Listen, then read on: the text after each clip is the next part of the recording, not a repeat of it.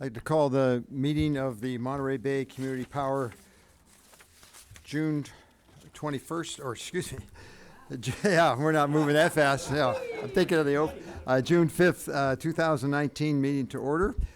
Please call the roll. Thank you, Chair. Policy Board of Director Brown. Here. Kaufman Gomez. Present. Dillis. Here. Parker. Here. Hoffa. Here. Oglesby. Here. Velasquez is currently absent.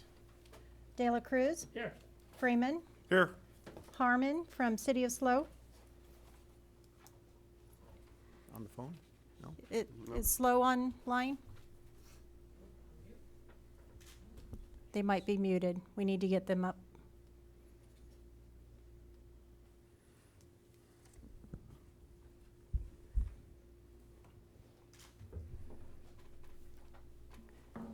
Can someone go find David, please? We'll get it finished. Chair McPherson Okay. and Vice Chair McShane is currently absent.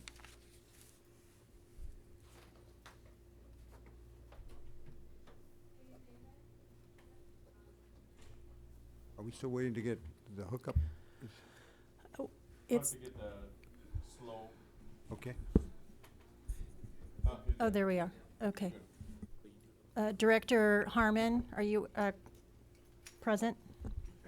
You just Can they hear? There's no, they're muted right now. Okay, we have a quorum then?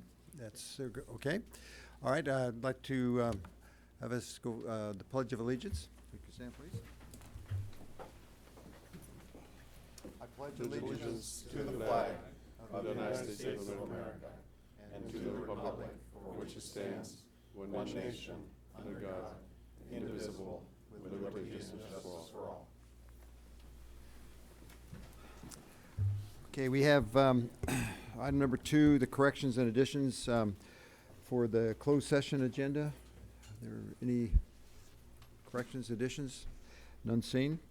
Okay, what we're going to do is recess for a closed session, and this will probably take about 15, 20 minutes, I believe. Chair? Yes. I'm sorry, just as I'm looking at the agenda, I would like to propose an addition to add a public comment period for items not on the agenda.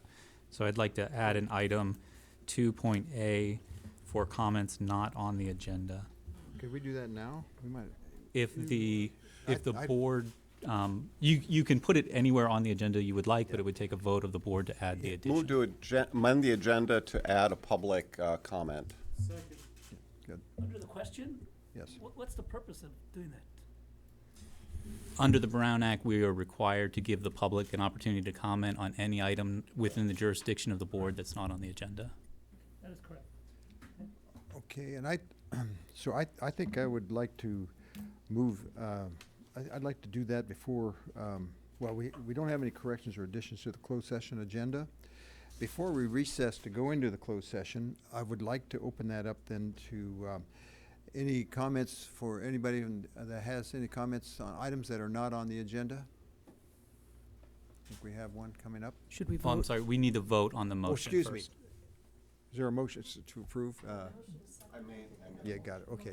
Second. Yes. All those in favor? Aye. Opposed? So ordered. Thank you. Sorry. Now we go. Yes, sir. Yes, hi, Alex Miller, City of Seaside. I also own a property in Santa Cruz affected twice by your agency. The number one thing on our agenda should be public comment. That should be the main thing. That should be the most important thing, and that should not be a vote needed to be added later. I went to go opt out. I encourage everybody to opt out. Everybody who's listening to this on the YouTube or here in public, I hope everybody opts out. I hope they do.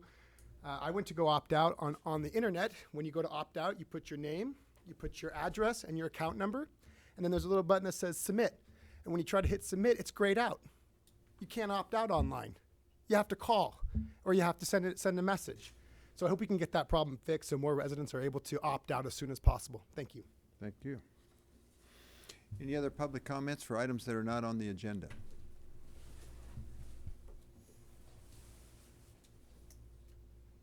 Hi, my name is Seth Capron.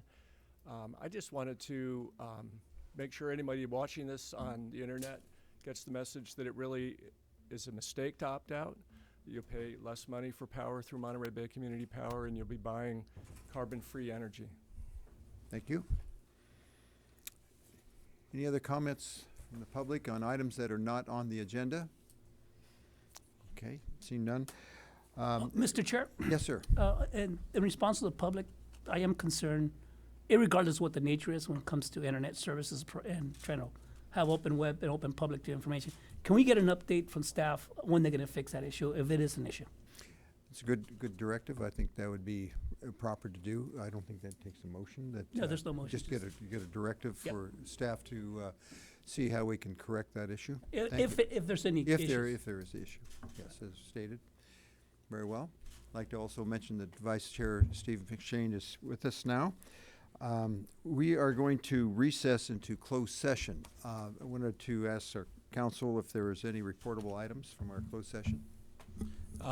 We won't know until after we meet in closed session if we have a report out, but we should, before we go in, see if there's any comment on the closed session agenda. Is there any comments from the public on items? There are 2 items on our closed session agenda. Any comments? Okay. Do we stay here? You want to stay here and have them leave, or do we're going to? We're going to recess into the conference room. The board will recess, and I think this, hopefully, it won't take more than 15 or 20 minutes, something of that nature. So we'll recess and go into closed session.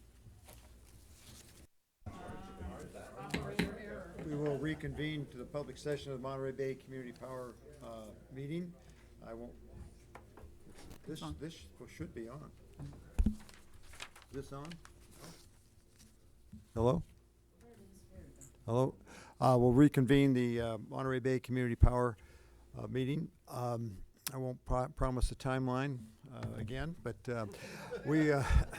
I'll ask our council if there are any items that are reportable. The board met in closed sessions on items 4A little I and 4A little I2, and there are no reportable actions. Okay. All right, we will move on with the regular agenda.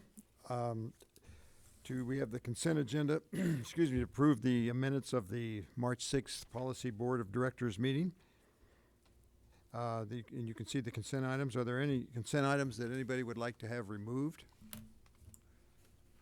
I have a motion to approve the consent agenda. Okay. All those in favor? Aye. Aye. All those opposed? So ordered. Okay, now we have item number 10. It's an action item to approve the selection of General Counsel Robert Shaw. Is there any discussion on this issue? Anything from the public? No, Mr. Chair. I'm Charles McKee, Monterey County Council. I'm actually technically the general counsel at the moment. You're contracting with my office to use Robert Shaw as your general counsel. This item is to have the board approve Mr. Shaw to become your full-time general counsel, and I would just note that it's within your authority to do so, and that you are stealing a remarkable attorney from my office. One of the finest young lawyers I've ever met, and you will not be disappointed with the services you receive from him. He's an excellent attorney and an excellent person. Thank you, and thank you, Mr. McKee, for your service too. Are there any comments from the public on this item? Any comments from the board? I hear a motion. Second. Moved and seconded to approve Robert Shaw as our general counsel. All those in favor? Aye. Aye. Opposed? So ordered. We will now have a report from the Community Advisory Council. I think Natalie is going. Mr. Chairman, Yes. if you can just tell us who seconded the motion? I did. Steve.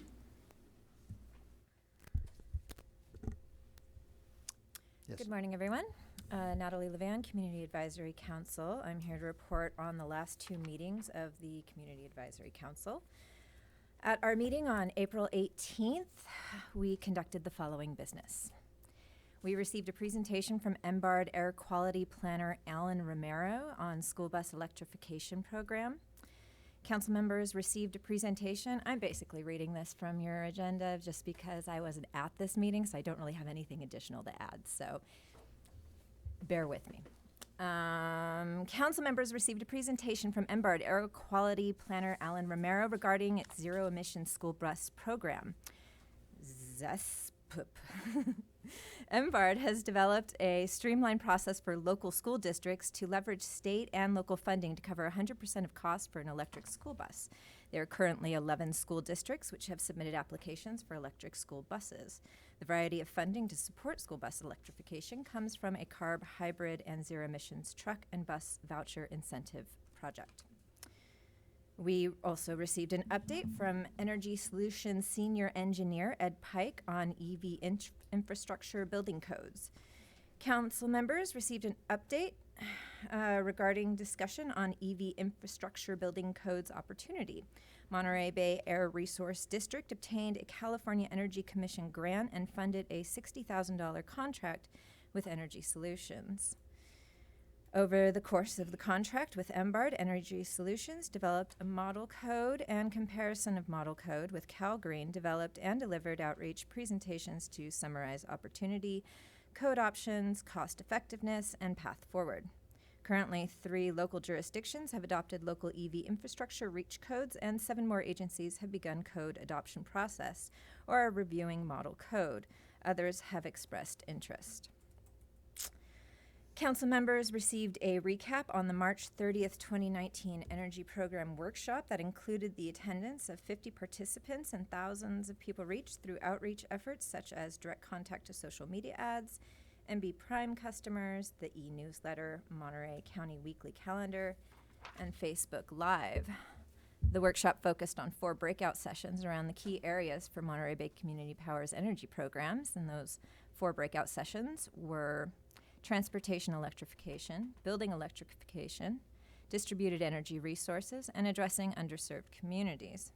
The goal of the workshop was to provide a forum for community members to share their input about the direction of Monterey Bay Community Power's energy program as it related to transportation, well, the 4 that I just mentioned. At its April 18th meeting, the Community Advisory Council indicated its interest in forming a temporary advisory committee to more directly participate in the organization of the second workshop, so there'll be a little bit more on that later.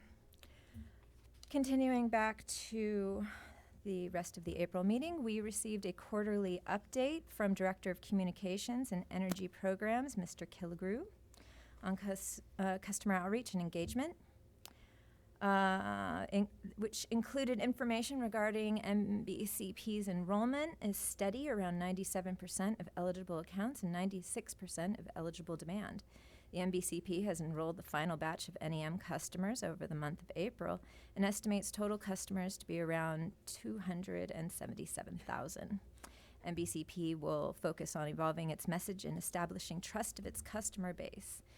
They will also continue to engage customers from all types of sectors and have been soliciting input and feedback from various customer segments for the upcoming fiscal year 1920 Energy Programs Roadmap. Finally, we received an update from Manager of Energy Programs, Beth Trenchard, on their programs about Project Sunshine, MBCP's Affordable Housing Solar Program, which has successfully installed 6 solar arrays, of which 3 in Monterey County, 2 in San Benito County, and 1 in Santa Cruz County as of April 17th. Monterey Bay EVIP has been finalized with a 2-phase project leveraging MBCP and MBARD funding for a $1.1 million joint program. We were also briefed on the electric strategic plan, which includes an RFP available to the community on March 15th, Q&A posted on April 3rd, deadline for proposals April 12th, and select awardees will be awarded on April 26, 2019. Stay awake. We're almost done. At its meeting on May 16th, the CAC members conducted the following business. It was a pretty short meeting. That one I chaired, so we appointed an ad hoc committee, and we have 2 members from the San Benito County and 1 member from Santa Cruz. And we're basically working on this committee to identify the goals of the next workshop, identify the target audience, and identify some more targeted outreach to the community. We have our first meeting this afternoon, and we basically just want to be a little bit more engaged in the outreach for the next workshop. I am open to any questions you may have. Well, just first, let me say, your outreach has been great. I mean, thank you for the Community Advisory Council's efforts.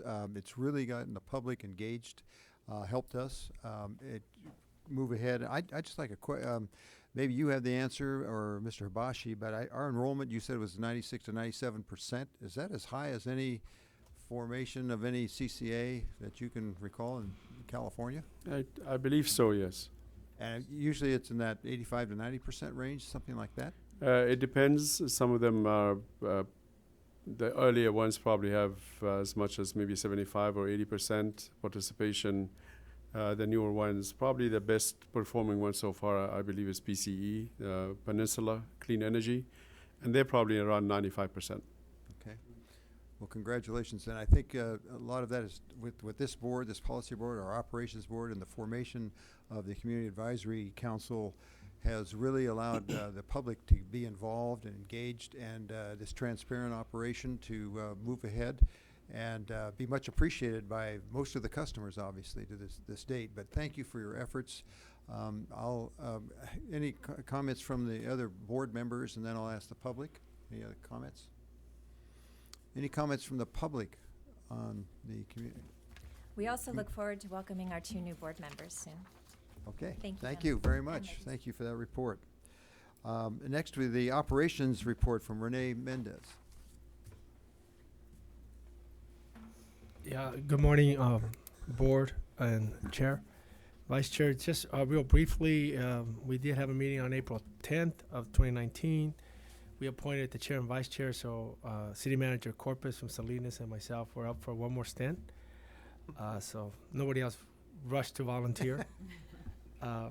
We did approve the proposed Microgrid Smart Connect program, support from the Community Advisory Council, and to postpone any procurement selections through the Go Local RFO and focus instead on analyzing the value of building microgrids. So we had that conversation. We were presented approval of proposed reclassification, addition of NPC staff positions to split the formerly board clerk and executive assistant position into a board clerk, and then move forward on approving an executive assistant and office manager for the function. I think you've seen over the last year or so, there's just a lot of work that goes into not only setting up the meetings, running 2 boards, but also some of the work that goes into the community panel and so forth. So I think we all understood that there's a lot more staff capacity that needed to be done. The operations board director, we also unanimously authorized the CEO to execute the joint CCA cost sharing reimbursement agreement, and authorized the CEO to execute the addendum to the RA portfolio management services. So again, just a more sort of housekeeping business. We also approved and authorized the CEO execution of the Central Coast Cali VP service agreement, where the CSC will administer NBC's contribution of $1 million to the Central Coast Cali VP, and both the CAC and NBCP we co-founded the $7 million Central Coast Cal VIP, which I think the reason for that is so we saw approximately 600 level 2 and 60 DC fast charging stations. So I think now you're beginning to see the deployment of some of the goals that were set up by all the communities, several years ago. And so I think now you're really beginning to see the traction of this organization really begin to take root. So I'll be happy to answer any questions. Thank you. Any questions from the board? Yes. Mr. Chair, thank you for the presentation. I have a question in the electric vehicle adoption program charging stations. Is there a requirement where you have to put them strategically and not compromise or mitigate a parking space that maybe other people might be in higher demand? I'll leave it up to the program folks, but at least from our perspective, I think we want to put them out there the best possible to optimize the use and to fit our communities and our locations.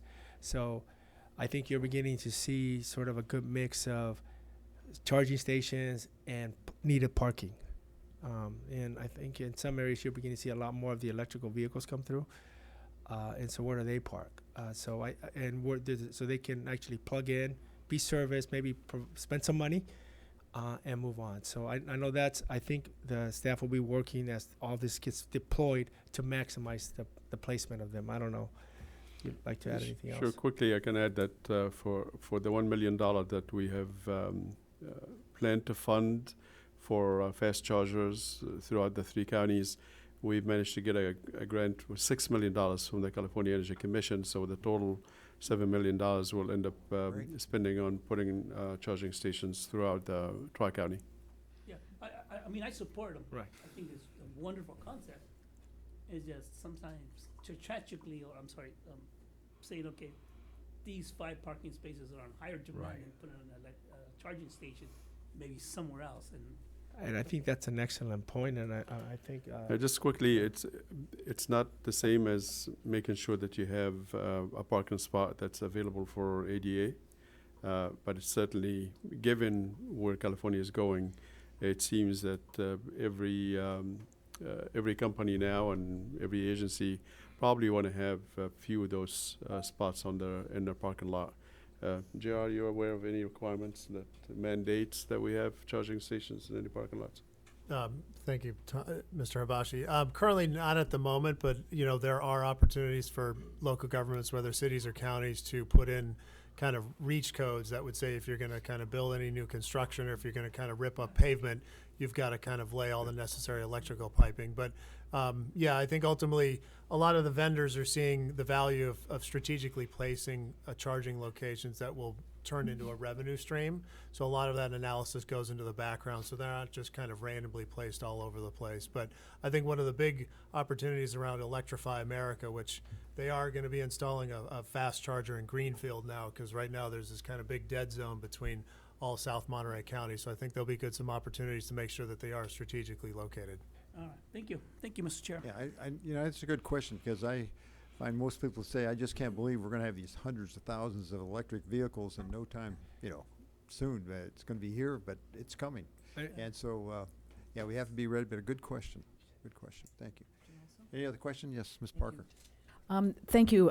Also on the same topic, could you remind me, so if there are entities in our Tri-County area that want to take advantage of the fact that there's money to do something they may have been thinking about doing, what's the process by which a county or a city or a whatever could apply to access some of this funding? Thank you, Board Member Parker. So yeah, currently right now we're developing and reviewing an implementation plan as well as a marketing plan. So we're going to be fleshing out next steps to hopefully kind of launch outreach, I'd say early July, because the program will probably go live in August. And so we just want to kind of give ourselves a little lead time to kind of educate, commercial businesses, whether it's, parking structures or cities or counties or, even hospitality or destinations, because I think all of us would love to see all of our hotels and our tourism industry to move towards having adequate EV infrastructure. So when you're talking about long distance trips from Southern California or Northern California, we want those trips to be fueled by electrons, not by fossil fuels. So I think there's some kind of bigger global thinking about, establishing the Monterey Bay as an area that has adequate infrastructure to draw, clean transportation. Thank you. So the answer is stay tuned. Yes. More information coming. Thank you. Thank you. Mr. McShane. Yeah, I mean, I guess now is as good a time as any. I have met with Mr. Pike. I know he was at the CAC meeting, and to the tune that local jurisdictions could embrace better ordinances that incentivize or work towards infrastructure improvements for new development, I think that's a good idea. And I don't know whether it be at the next meeting or down the line, I think it's worth this body taking some sort of endorsement stand. I mean, I know that there may be a contract with them. I don't know if it's Monterey Bay Community Power or the Air District. I'm not quite sure. But there's a lot of benefit to working with member jurisdictions to help make it easier in future development for EV infrastructure. So maybe under comments for board members, it could be looked at for the future. We've got a city manager here, no better time than the present to just reference that. So, with just permission, I think those are all excellent points. And I think part of the things that cities working in MBCP are going to have to wrestle with is location optimal places, but also for our workforce. I mean, let's just be candid. Our workforce in the Salinas Valley or some of the Hollis areas, they don't have electrical vehicles. So as they're going to places or our big ag industrial workforce, so part of it is the healthy balance of this along with what our communities need. So I think those are all excellent points that I can certainly bring back to the operations board to have a conversation about. But I'm talking to some of the city managers and planning staff. There's an expectation that we'll be working with MPCP to kind of figure out how to best deploy this, at least from a city or county perspective. Thank you. Ms. Kaufman-Gomez? Yes, certainly. I just wanted to let you know that on this particular topic, the City of Watsonville has done an ordinance to accelerate the process of the permits for the EV installs. And that is, in collaboration of what we're doing here is the business model of allowing it to come in faster than the pace that was set previously. So we're really encouraging the EV stations and the installs and the permit process to make it a smoother process for people to be able to put them in. Thank you. Mr. Freeman? Well, I also met with Mr. Pike, and as I understand it, some of the real issues that we can really make a big difference on is in multi-unit housing, affordable housing, apartments, things like that. We have 2 new subdivisions in San Juan, and they all have electric car hookups. So, and they're all R1s, single-family detached residences. But it's the other places that have much harder time, owning an electric car because they don't have the facilities to charge it. So that's where we need to mandate new apartments, new condos, need to install charging facilities in their common parking places or whatever it may be. Okay. Mr. Hoff? Yeah, the city of Monterey had a ribbon cutting yesterday for a renovated wharf parking lot. One of the features of that was we put in conduit so that when EV monies become available, we'll be able to add charging stations. So it's just an encouragement to folks as you're doing infrastructure where it's appropriate, might be appropriate to ask your staff to think about putting that in. Great. Thank you. Any other questions from the board? Any questions from the public? Again, we've got one here. Robert Frischmuth. It's more of a question. It seems like in this funding of charging stations, I would think a high priority location would be addressing the daily commute, especially like county buildings and where there's a huge amount of commute. There's a huge amount of greenhouse gas emissions happening in those daily commutes. And the optimum time to charge electric vehicles would be around noon while they're sitting in a parking lot. So I would think that doing this with, especially with the counties and the cities, having their employees having charging locations at their work location would be an ideal application of this funding. Thank you, sir. Any other comments from the public?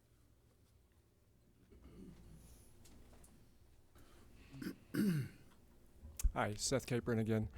I just wanted to recommend that as we move forward, the needs for charging from a technical point of view are really changing.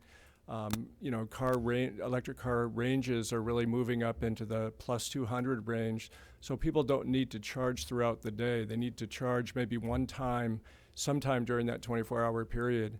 And we need for them to be doing it in the afternoon when the sun is out, when we're overproducing solar. So we really need to be looking at level 2 chargers at places of employment. We need fast chargers also, but the need for them is going down, and the need for getting people to not charge at home at night like most people do now, but an opportunity to charge during the day when the sun's out. Thank you. Thank you. Good suggestion. Any other comments from the public? Okay, we'll move on to the CEO's report. Just before you begin, I just want to mention for one of our partners, Morro Bay does not have a W in it, on it. So being a former Cal Poly grad, San Luis Obispo, I'm well aware of that, so. But the CEO, Mr. Habashi, please. Thank you, Mr. Chairman. I think so. That's right, leave it like that. It happens every now and then. Sorry, folks. At first, we'll start with introducing our new staff.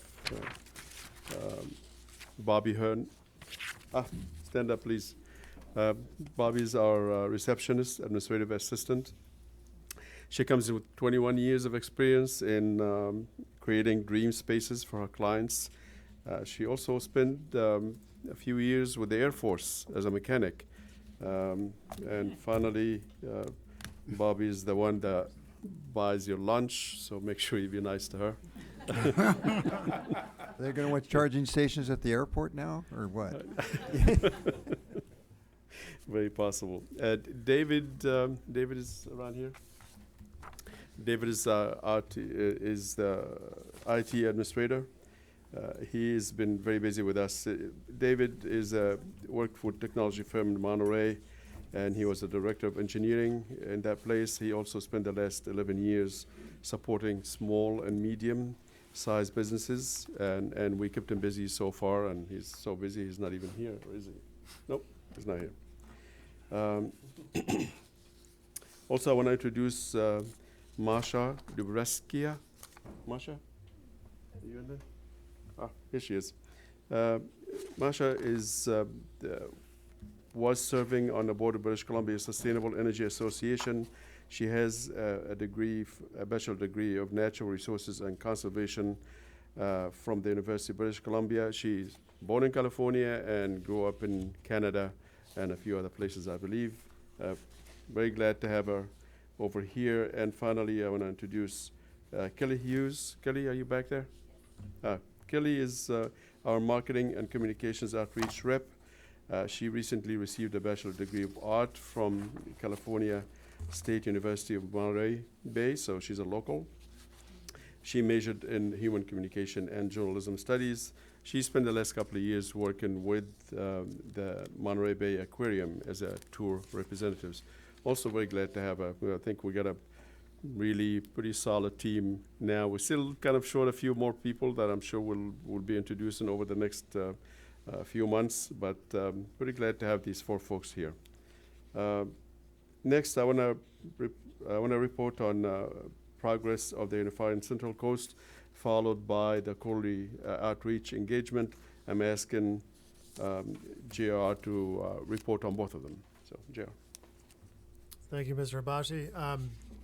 So I think you folks all have an attachment that's kind of outlined a lot of the outreach that's happened down south across the Central Coast.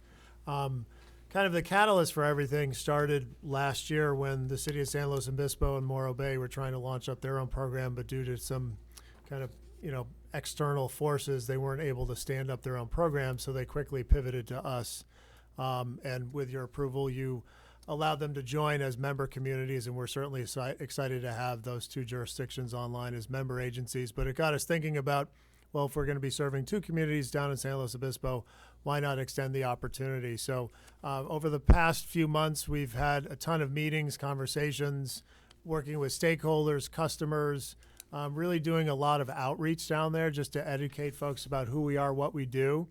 And that's culminated pretty quickly in some actual tangible actions that some communities have taken. So currently, the city of Paso Robles has not only adopted the resolution and done the first reading, but they also did the second reading last night. So they formally have executed all their documentation. They'll be sending that over. Additionally, Grover Beach has done the same. And Pismo Beach actually last night read the first reading as well as adopted the resolution, and they'll be coming back with the second reading soon. We'll be going down to Arroyo Grande next Tuesday for their vote, and we have a presentation with the city of Atascadero as well. Additionally, the county of San Luis Obispo is certainly investigating this, but it seems as though they're kind of waiting for all the cities to kind of move forward before they take a step. Additionally, the county of Santa Barbara, interestingly enough, reached out yesterday, and we had a good productive conversation with Tom and I. We actually thought it was just going to be the county, but interestingly enough, the city of Goleta, city of Carpinteria, and the city of Santa Barbara all joined the call. We just kind of outlined the benefits, and ultimately at the end of the day, it was about hey, we want you to start a program or join us. We just want you to move forward to give your customers choice and opportunity. So we kind of laid out some of the next steps in terms of what they would need to do. We've additionally been engaging with the cities of Guadalupe and Santa Maria. So, there's a lot of potential for unifying the Central Coast under one program and making sure that all those constituents have the same value and can benefit from the same value. So I think there's a lot of great opportunity right now.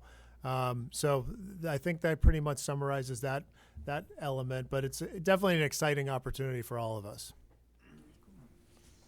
Yeah, thank you for your efforts, and it's, I know you've been down there, you've been living down there for all practical purposes, so we appreciate that effort. Thank you. Yes, Ms. Kaufman-Gomez. Just a question about our time constraint that we have to get everybody all on board for that deadline at the end of the year. How are we doing on achieving that goal? I think we're in pretty good shape. We've always said from the get-go there was a deadline. It wasn't something that we had just kind of open-ended. So right now we have a deadline that by the end of July they will have to at least adopted the resolution and done the first reading. We still maybe have a little flexibility with that, but per our JPA, for our policy board meeting in September, we have to give all of our member agencies a 30-day notice in terms of like who we expect to come on board in case there needs to be further deliberation. So, and then also if you bake into the timeline, we need to amend the implementation plan, amend the Joint Powers Authority Agreement. That is we feel an adequate time for us to do our due diligence on our side to basically meet the end of December deadline so that we could serve these customers and communities in early 2021. Great, thank you. Mr. Chair. Yes. I mean, excuse, and I apologize up front if I'm naive. Is the goal of this group is to expand and bring in more members to the table? Well, Can we get the mic on, please? Oh. Thank you. It's on. Is the goal to expand? To expand and bring more members to the table? Well, if there's an opportunity for that, we're open to it, I'll put it that way, and we're encouraging that. We think that, I can have Mr. Habashi talk about this in further detail, but there was always some interest that was outside of the Tri-County area. But when the San Luis, Santa Barbara effort failed, a year and a half ago, there was some expressed interest that we might want to join you, and so we were open to that, I'll put it that way. So I think it's, I could have Mr. Pabashi maybe say the advantages. I don't think there's disadvantages, but to that effort. Sure. The biggest advantage of having other counties and cities join the CCA is really the political power that we get from having that. We do have a tough time over it in Sacramento as well as San Francisco trying to get our way. And sometimes a lot of the decisions and many of the legislation that get introduced every year are not exactly very friendly, and they're not very helpful to us. Many of them are designed to slow us down and to stunt our growth altogether, the CCA movement, that is. So the more cities and counties that joined the CCA realm, the better we all are, because that gives us a little bit of a say in how things go at the regulatory and the legislative arena. Specifically to us, we are seeing there's one area, one gap along the coast of California that is yet to join the CCA. All the entire coast of California, all the way from Northern California at the tip, up at the tip, all the way going down to Monterey. This is all now counties that have joined the CCA world. And it looks like San Luis Obispo is coming along just fine, and that leaves really Santa Barbara being the only one out. Ventura is already part of the CPA, and San Diego is already expressed their intent to create a CCA down there as well. Long Beach is looking into it, and a number of cities down in Southern California are there. It is the last couple of years, the certain actions at the CPUC made it harder for CCAs to form on their own as just small entities. And that's why a number of cities in San Luis Obispo came to us, and that's why Santa Barbara is coming to us as well. There's certainly benefit to them. There will be benefit to us being a larger entity. But at the end of the day, we will bring that recommendation or application to you for action, and you get to see it, and you get to see the dollars and cents associated with it, and whatever other benefits that would come from bringing these two counties along. With that, I mean, one of the benefits, the procurement, if we're larger, it just expands our opportunity to have a better rate structure. Definitely, when it comes to buying long-term energy or working with suppliers or developers, the larger you are, the larger the lot that you're asking for, the better the price. That is always the case. For short-term buys, actually works the other way around. That's why we stagger our buys now, and we don't go out once a year. We'll go out twice, 3 times a year, because we think it's a little less expensive if you buy in short term to buy smaller quantities. Okay. I mean, Mr. Chair, I don't want to make a joke about it, but PG's in a mess because they're so big. Yes, and roughly right now we make up probably with what we have, maybe less than 3% of all of PG&E. So we're still pretty small, believe it or not. Even though we peak at about 500 megawatt, we're not considered to be a large utility by any stretch of imagination. I think maybe one of the better protections of that is the people sitting around the table and the representation we have from our local communities compared to the conventional public utility.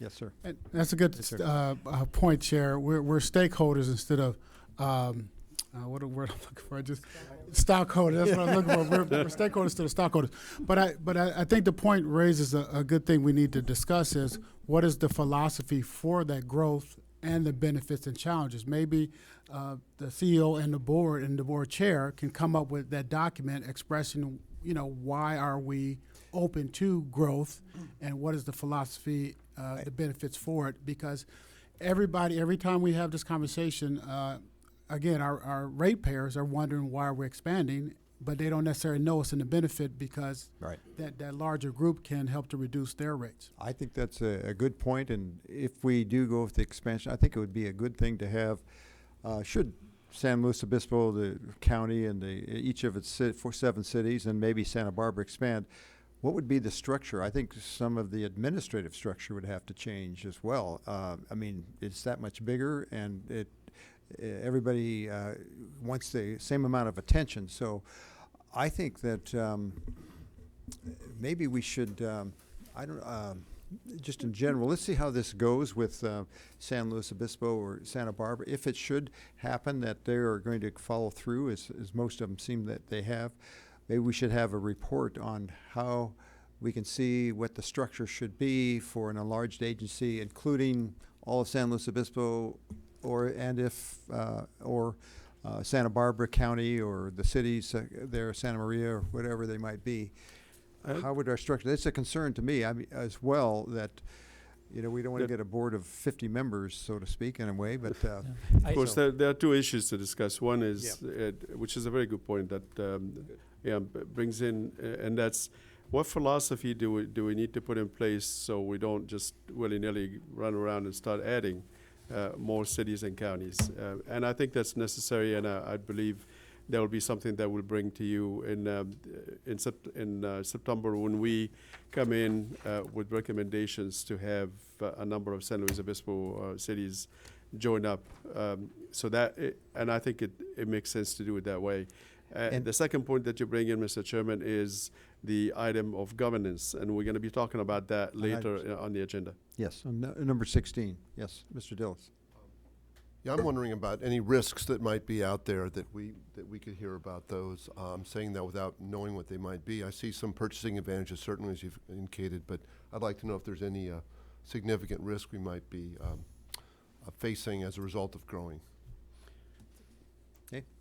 Yes, sir. Just through the chair again, my comments went to the philosophy as an organization, period, whether we add anybody or not. So I think it's two separate issues. Oh, I see. Okay. Just the importance of the advantages of why we would think about growth, and then you guys are talking about this particular growth, Santa Barbara and that area right there. I think the original document is just our philosophy as a whole, why we wouldn't want to just stay at the number we are, because, you know, you get more advantages. Good point. Okay. I think we'll continue with the report then, or JR or Presentation. Thank you, Mr. Chairman. Very quickly, in terms of outreach engagement, I wanted to highlight, we have a new website. I just wanted to let everybody know. I won't drive us through it, but please visit mbcommunitypower.org or mbcp.org. It was designed with a great local entity from San Juan Bautista, Shipper Design. So I certainly encourage you to see our new rebranded website. I want to give a shout out to our staff member, Shelley Whitworth, who spent an inordinate amount of time making this all happen, as well as Peter Barrage, just with all the copy editing. So it's really been a testament of love and dedication to make sure that we do have an outward-facing, professional, branded website that we're proud to kind of show to the community when they come investigate us. So it's a big win. Just want to give some updates on outreach. You know, we've been doing a ton of outreach, not only down south, but up here in our current service area. I think to date we've done over 60 presentations and events so far. We've gotten halfway through the year, a little higher than Tom expected, but we're trying to do our due diligence. But in terms of our outreach goals, we're just staying steady to educating, informing, and gathering feedback, reporting out on progress, as well as making sure we're promoting energy programs, and really just getting to know our community more and more.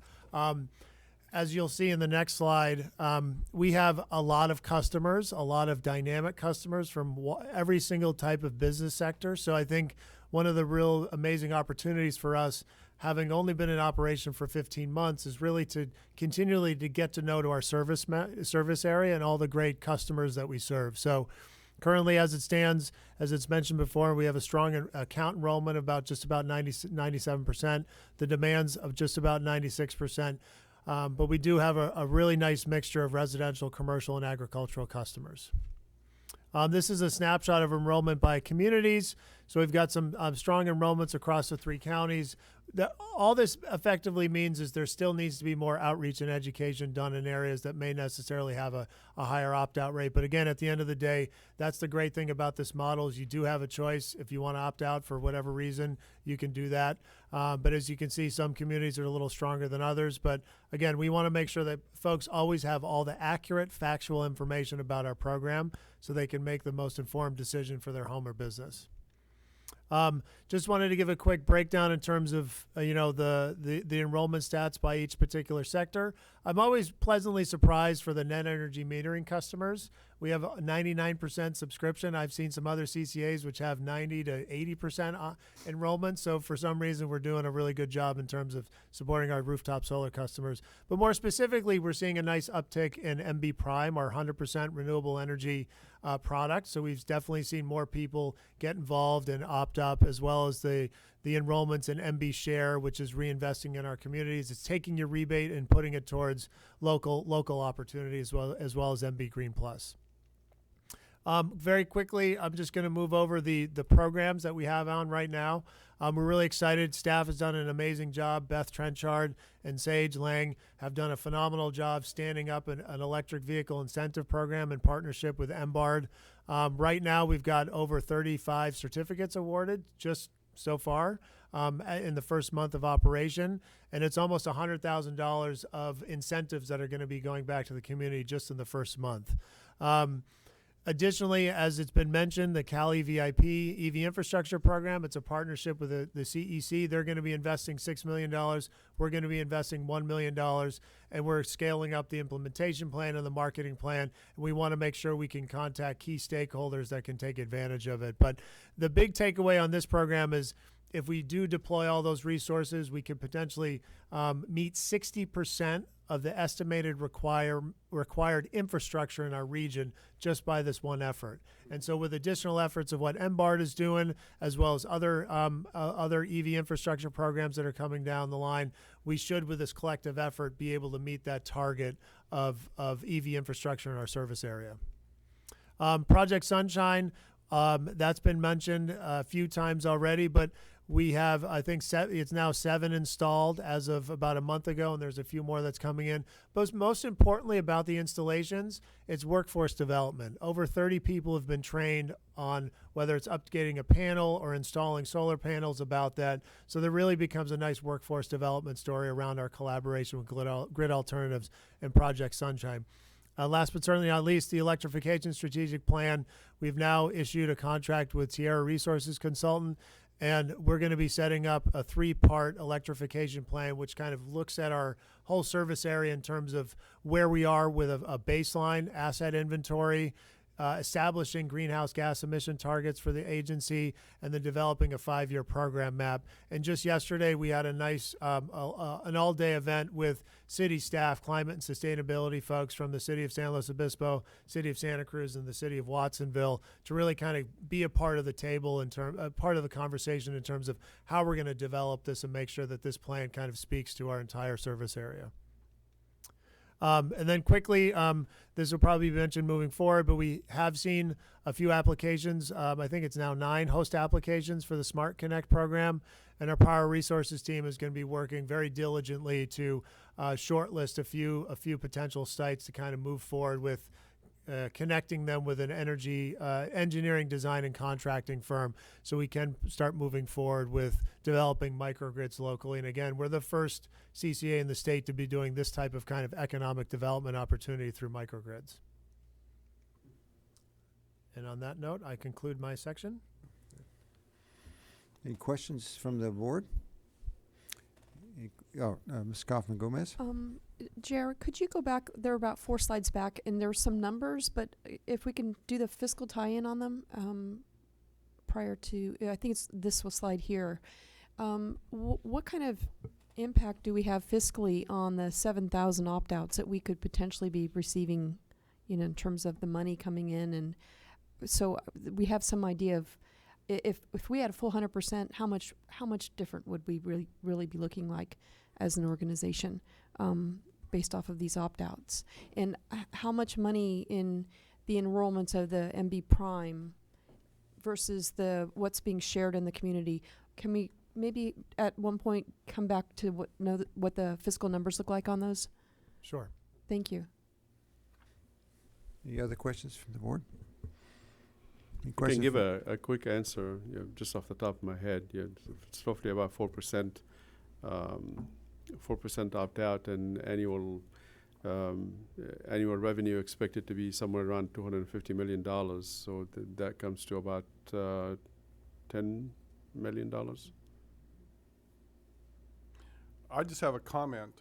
About a week ago or a week and a half ago, an organization in Romas had an electric car show, and one of the really impressive things they had on the windshield of a Chevrolet Bolt was they added up all the incentives from your organization, from the tax breaks, and it's quite a list, and it ended up being like $19,000 discount or rebates on a $40,000 car. So the car, literally costs about $21,000 instead of 40, and that's really significant. You don't get cars off at half off, no matter what those used car salesmen say to you. Yeah, thank you, Director Freeman. And that's the point of establishing our Monterey Bay Electric Vehicle Incentive Program through our portion, is to drive down the cost of the vehicles so it can be comparable with an internal combustion engine vehicle. So it ends up becoming not a question about, do I drive electric or gas, or it becomes an economic decision. And so the customer can now make an informed decision about, going electric.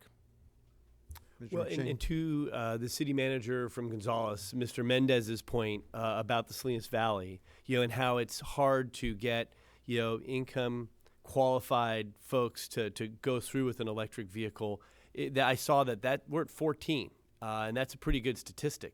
Certainly making those inroads and the efforts that Monterey Bay Community Power has done to specifically reach out to folks that may not consider an electric vehicle as their first choice. Yeah, that's worth tracking and paying close attention to. Actually, so far, out of all the applications that we received for to take advantage of the incentives, I believe we're probably somewhere between 30 to 40% are qualified low income. Did I get that right, Sage? Thank you. Yeah, and I think that's a pretty astonishing figure, because when you look at other CCAs who've done similar, electric vehicle incentives program, they didn't see that high of adoption. So word is getting out, and so folks who are under CARE and FARA are investigating this, and I think that's a telling sign that we have kind of lowered the price enough to make it attractive for folks of all income levels. And through the chair quickly. Yes, sir. And that's what I was going to ask. Where can you go to see that discount other than the dealership with on the sticker window? Where that should be in front of just. We should figure out a way to just put that out there. Period. At every avenue, because it's people that are looking for that option. But if it takes me going to see it on the window at the car dealership, well, I'm not even looking at that car. It's on our website, by the way. But okay, they have to go to the website. I'm sorry? Yeah, I'm just wondering, we should be expanding that somehow. Just, you guys have better ideas than me, but just. I wonder if, excuse me for interrupting, I wonder if all the car dealerships are aware of it. The owners of these dealerships. Well, not all dealerships are participating. I know, but I mean, those who are participating, I wonder how much they're pushing it. But I don't know that answer. So interestingly enough, if you look at all of the Chevy dealerships, so right now the three dealerships that we're working with is Greenwood Chevy out in Hollister, Santa Cruz Volkswagen in Santa Cruz, and then Cardinale Nissan in Seaside. But if you look at their two other Chevy dealerships in the Tri-County region, you've got the one in Watsonville and the one in Seaside Peninsula.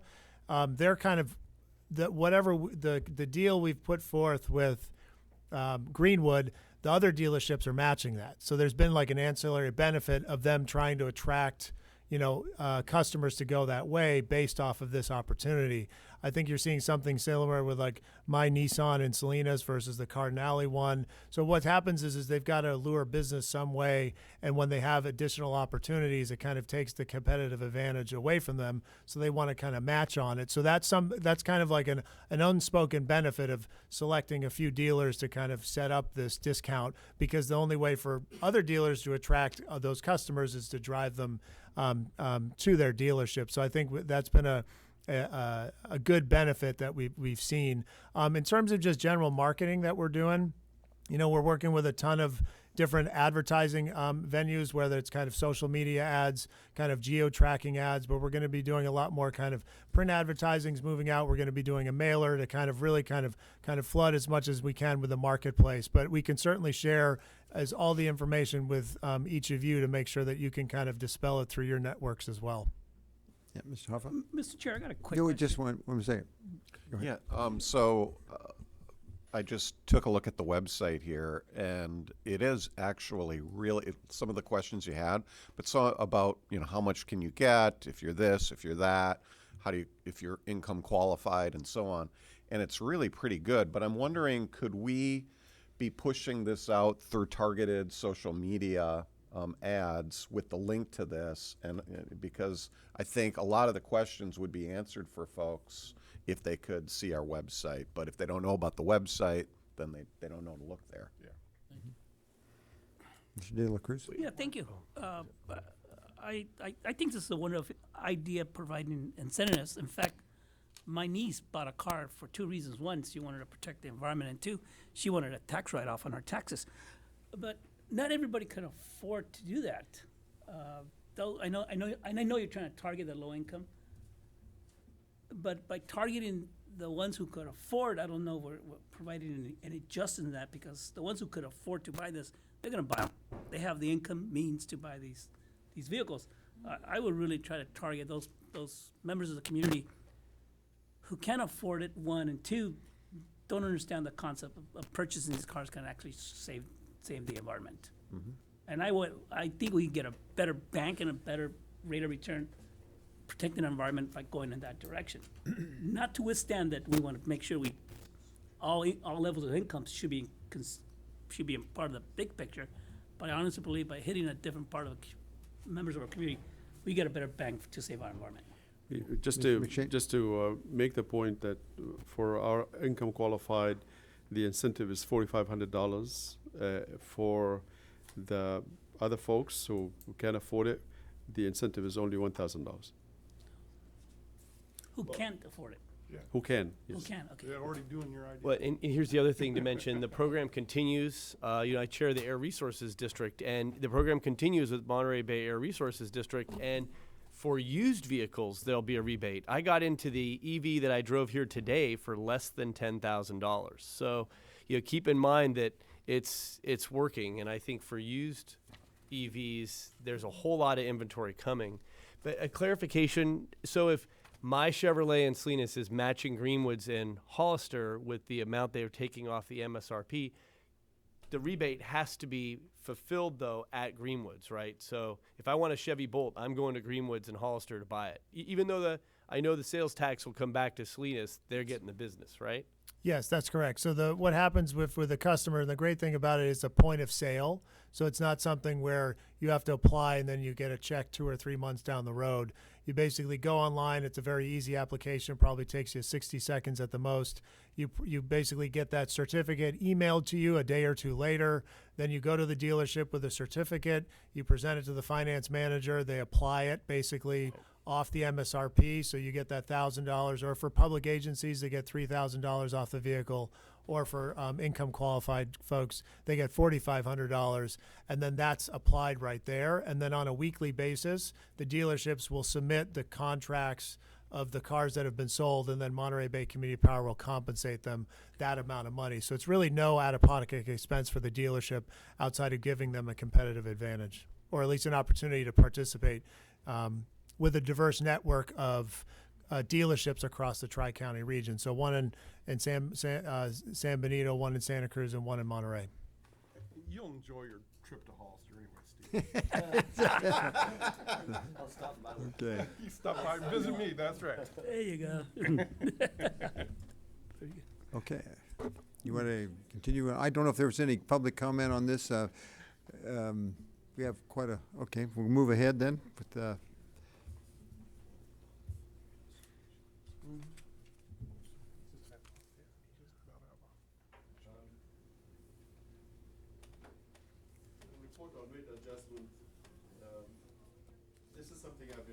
This is something I've been talking to you about for quite some time.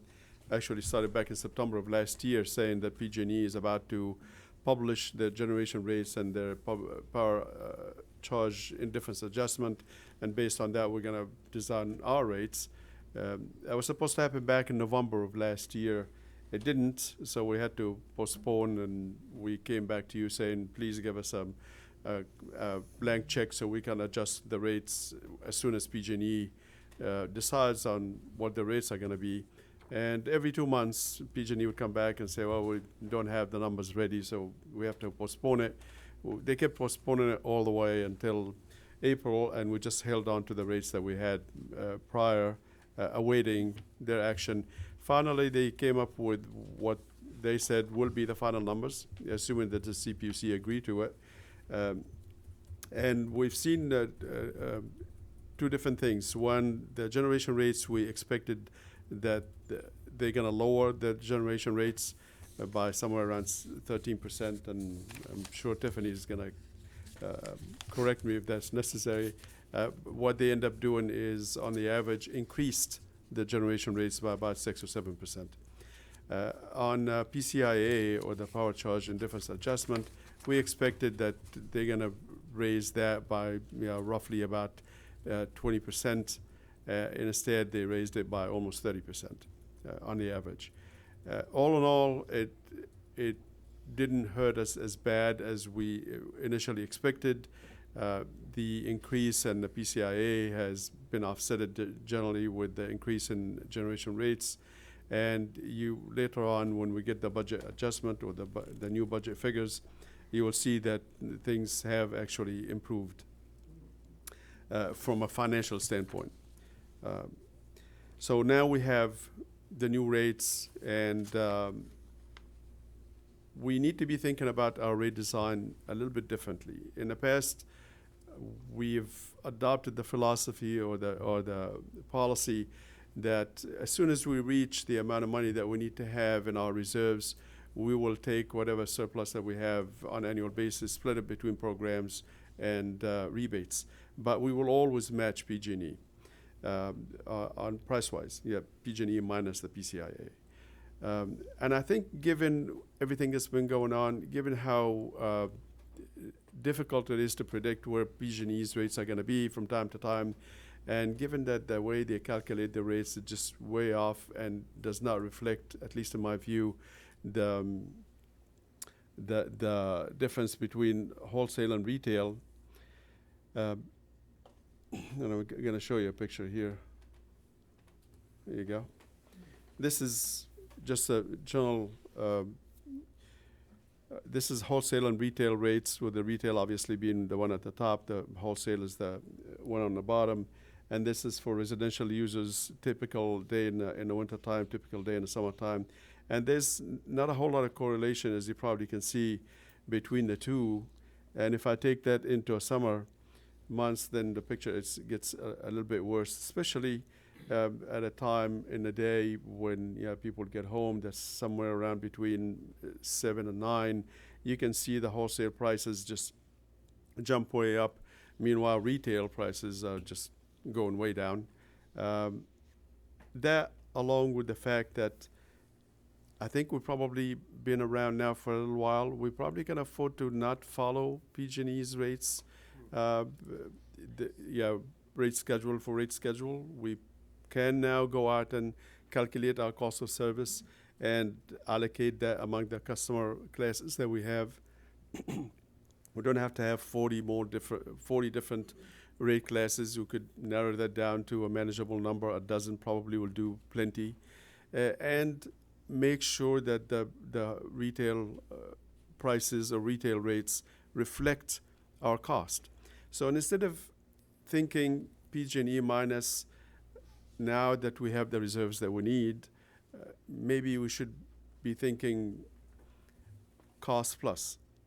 And that's something that I would like to start to work on somewhere around the fall of this year, with the intent of spending about a year to put together a cost of service study, put together a rate design, bring it to you, shop it with all of our customers to make sure that it makes sense, with the intent of implementing the rate design or the new rate design that will be more of a cost plus rather than PG&E minus, come in October of 2020, if we can help it, or maybe January of 2021.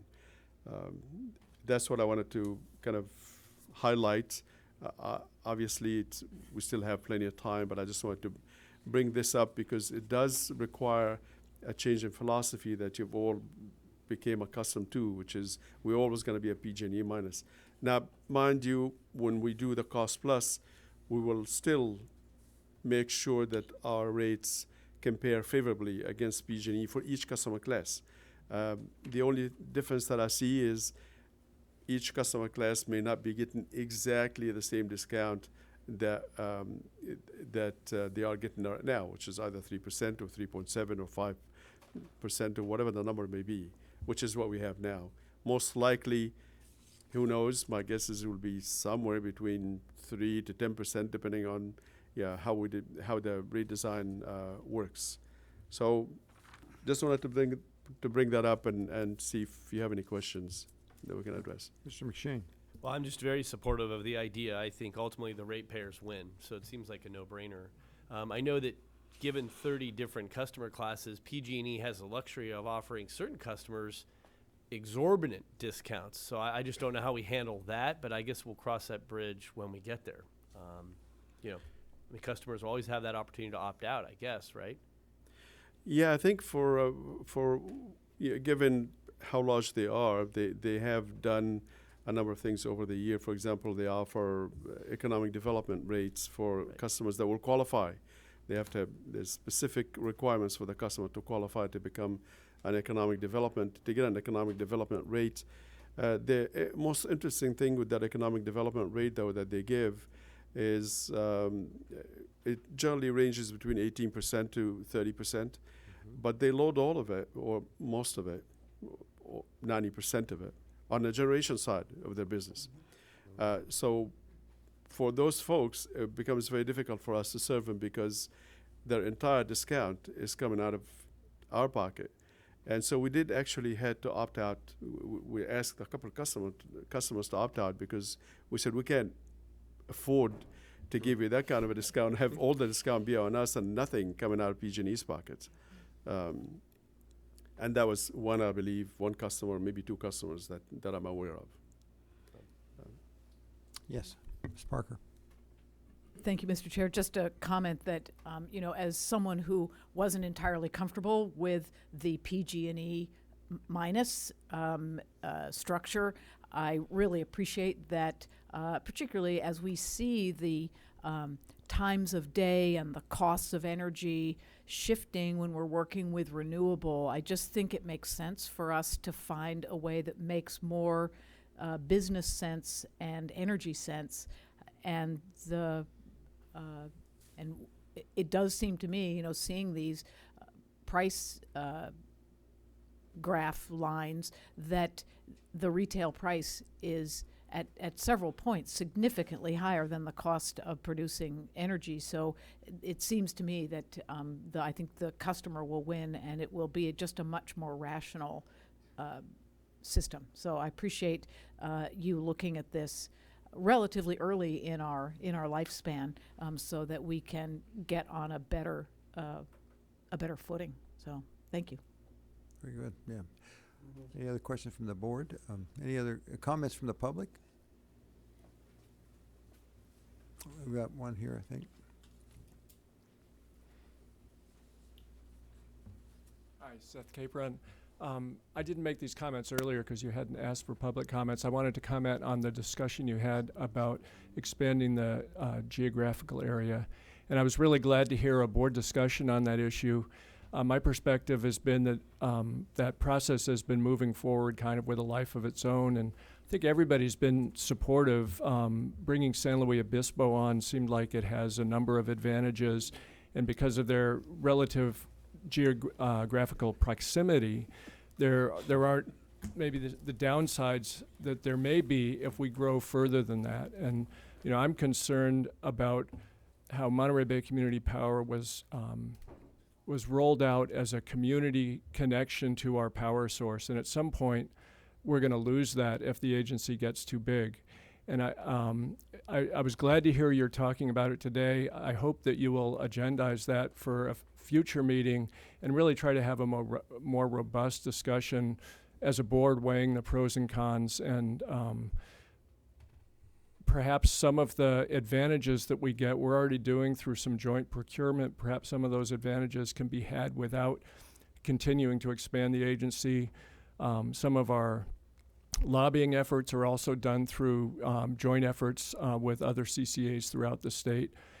There's also been some talk that maybe if Santa Barbara came on board, that they could come on board as their own entity, but with us providing services.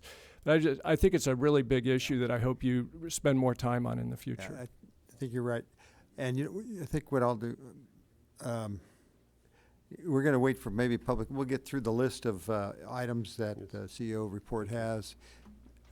Well, maybe we'll let you speak to one of them now, but then we'll get through the whole list and then have public comment. Yes, hi, still Alex Miller, City of Seaside. I disagree with Parker and McShane.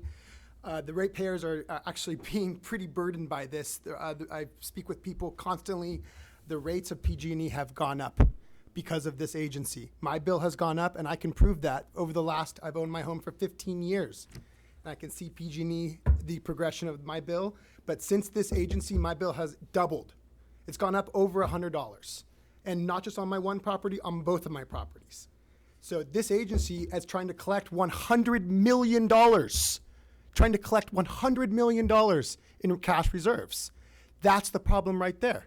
If you're going to have $100 million in cash reserves, where's that money going to come from? All of our pockets. And that's why this is adding so much money to our bill. And so I think, once again, I'm part of the opt-out club, and I think everybody should opt out. Thank you. Thank you. We'll go to the item number F, 13F. Mr. Chairman, Oh. If there's somebody on staff that might be able to answer some questions that gentleman might have, that'd be helpful. Thanks. yeah, No. Yeah, just- not here, yeah, not- yeah, not- of yeah, course. yeah. Yeah, if you would allow us just to continue with Yeah. with the CEO report, and the next couple of items, I'm going to ask Dennis Dish O'Neill. He's our power supply director to address him.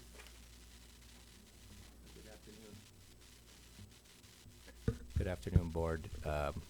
So I wanted to report out on a few power supply items. The first one is last Friday, our team submitted our power source disclosure for 2018 deliveries, and this is an important milestone because it's really demonstrating to our customers that we're meeting our commitments with regard to our renewable and carbon-free purchasing.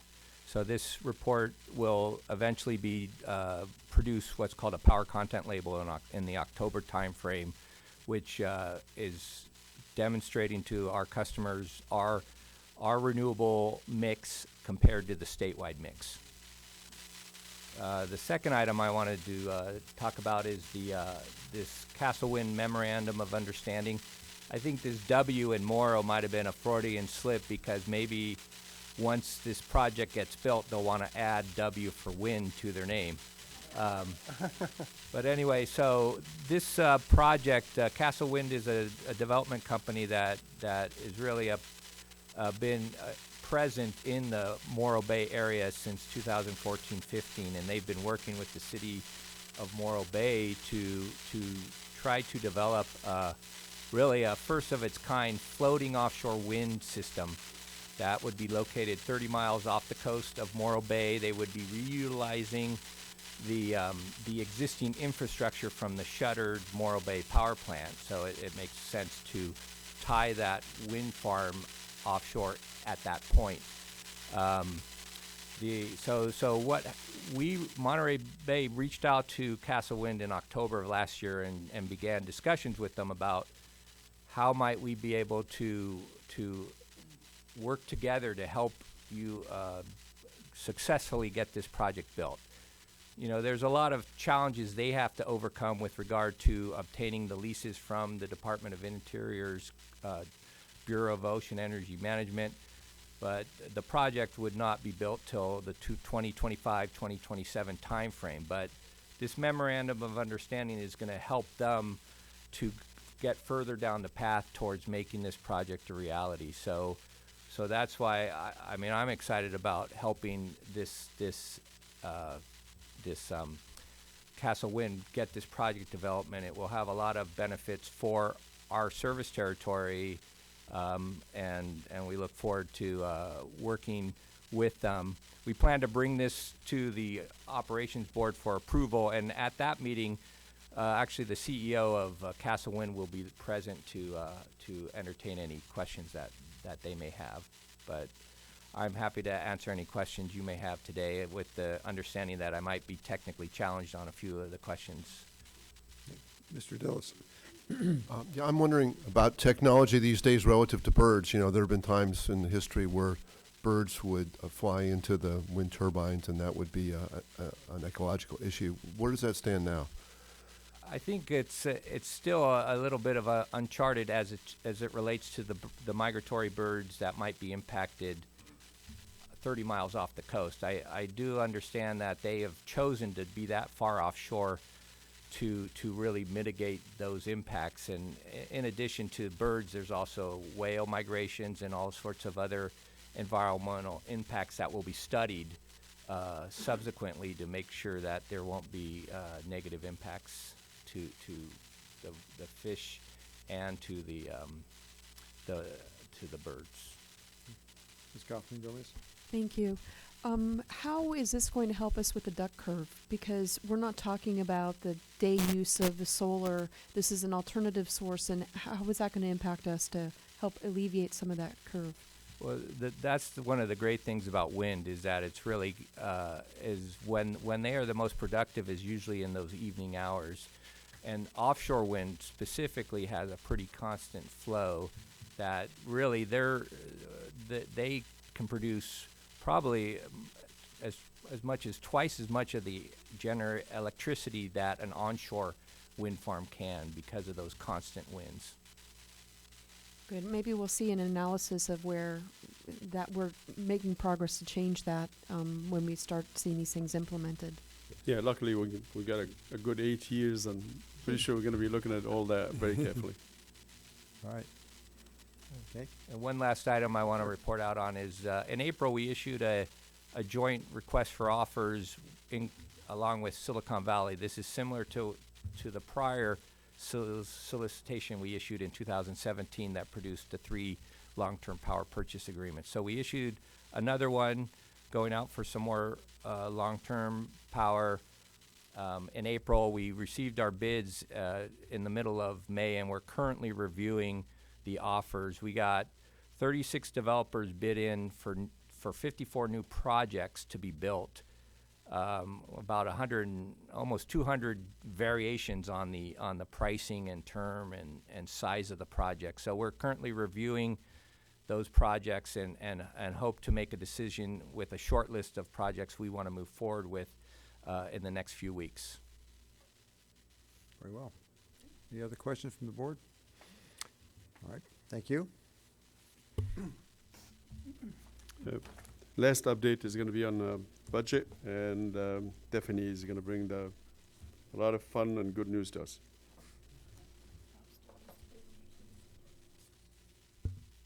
Good afternoon, Board. Okay. In April, PG&E filed their 2019 Energy Resources Recovery Account forecast revenue requirement with the CPUC, with the proposed changes to their PCIA and then also their generation rates and the effective date. Therefore, we revised our budget assumptions. First would be the effective date will be delayed from May 1st to July 1st, 2019 at the earliest. And then for the PCIA, it will be increased by 28%, which represent 8% higher than the last budget update that we had. And then we will also increase generation rates by 7%, which represent 20% higher than the last budget update. And then that 20% increase in generation rates assumption from July all the way through September will increase our revenue by about $22 million and allow us to meet the reserve target for the Tri-County area by end of 2019. However, such date may shift to spring of 2020, considering that we are going to enroll the cities of SLO and Morro Bay in January 2020. And we are planning to update our fiscal year 2018-19 mid-year budget plus 5-year projection to the Operations Board in June. Thank you. Okay. Any questions? Board? Yes, Ms. Parker? Thank you, Mr. Chair. Just could you remind me, the PCIA, is that an amount we have to pay every year? So if they keep putting it up, we have to keep paying some higher rate, or do we get grand personed in at a lower rate, which it was when we started, or how does that work? PCIA is actually paid directly by the customer, not by Monterey Bay Community Power. So they establish those rates every year to account for the difference between the cost of the generation that they have online already relative to where the market price is for that generation when they have to sell it on the wholesale market. And they decide what the total bucket of the PCIA will be like. So it's this year for us, maybe it's a little over $100 million. And so they allocate that. They take it and allocate it to various customer classes, and then you get it on your bill as a charge. And we usually take their charge, subtract the PCIA from it to pretty much set what our charge is going to be. Right, thank you. So it is ongoing. It's not a one-time fee that customers pay. That is correct. It's an annual thing, and it will continue to be paid as long as they have resources that's more expensive than the market, and that has been the case with them for quite some time. Thank you. Questions from the board on the budget? Okay, thank you, Tiffany. Good Thank you. news. And last report is going to be from Rob on latest on legislative actions. Thank you, Mr. Okay. Herbashi. Yes, sir. Chair McPherson. Trying to be cognizant of the time, I'll try to move quickly. The governor's strike team, which was impaneled after the catastrophic 2017 and 2018 wildfires, their report on recommendations for improving safety and accountability came out at the end of April. The governor set a quick turnaround time to try to evaluate some of the recommendations from the strike team. There is a Senate Select Committee hearing on June 10th at 3 p.m. Senator Dodd is going to chair. And that will be the first step to evaluating some of these recommendations. And I just want to highlight a little bit of what those recommendations look like. They deal with how to assign liability to PG&E and accountability for catastrophic wildfires. The recommendation at this point is to move away from application of inverse condemnation for wildfires and instead a negligence fault-based standard for responsibility. As it pertains to us and CCAs, one of the areas that is, I think, I want to drill down on is strengthening the regulatory market and oversight for safety. And what the strike team is really recommending is that safety evaluation and regulation of the IOUs and electric generation be taken out of the CPUC and instilled in a new agency for electricity utility regulation and safety that will have expertise and best practices for being able to evaluate the impacts of electric generation and the risks that are involved with respect to climate change. A lot of the other components deal with the insurance markets and how to adjust insurance markets in California to account for some of the wildfire concerns. So that will be moving forward, and we'll continue to monitor that. Some quick legislative successes on AB 1362. That was originally a bill where the IOUs were asking for authority to be able to lobby against CCAs. Cal CCA and Monterey Bay Community Power were able to move that bill to more of a clearinghouse for information on all load servicing entities. So it's not specific to CCAs anymore. It's not specific to IOUs. It's more about if you're going to be using dollars to market in any way or release information about load servicing entities, it will go through a state clearinghouse. So that bill, I think, has been an example of success. In another area, Senate Bill 772, and this isn't on your report. This was it was really a pump storage project for Nextera, and can we please get the legislature to approve its construction? That bill was defeated. It didn't get out of the Senate. The other areas where we still have work to do, there is the AB 56. This is presumably a resource adequacy backstop bill, and this is looking at setting up a central buyer for resource adequacy. This got out of the assembly with a bare minimum 41 votes. And I think this gets to a point that we're going to talk about a little bit later on agenda item 16, which is the benefits of being a little bit larger. One of those votes of the 41 was a vote for a San Luis Obispo assembly member who voted against it multiple times in committee. And then when it got to the floor, as it was called from the floor and put back on, eventually voted in favor. Having the County of San Luis Obispo could have given us another lobbying arm to be able to make sure that assembly member knew the importance of CCA and clean energy generation to his constituents. But that's a bill that we'll monitor, and where we stand right now is we're drafting alternative best language for the CCAs. It got through on a commitment from the author that he was going to address the CCA comments and concerns. That was good news because through the amendment process, we were not involved in any of the amendment processes.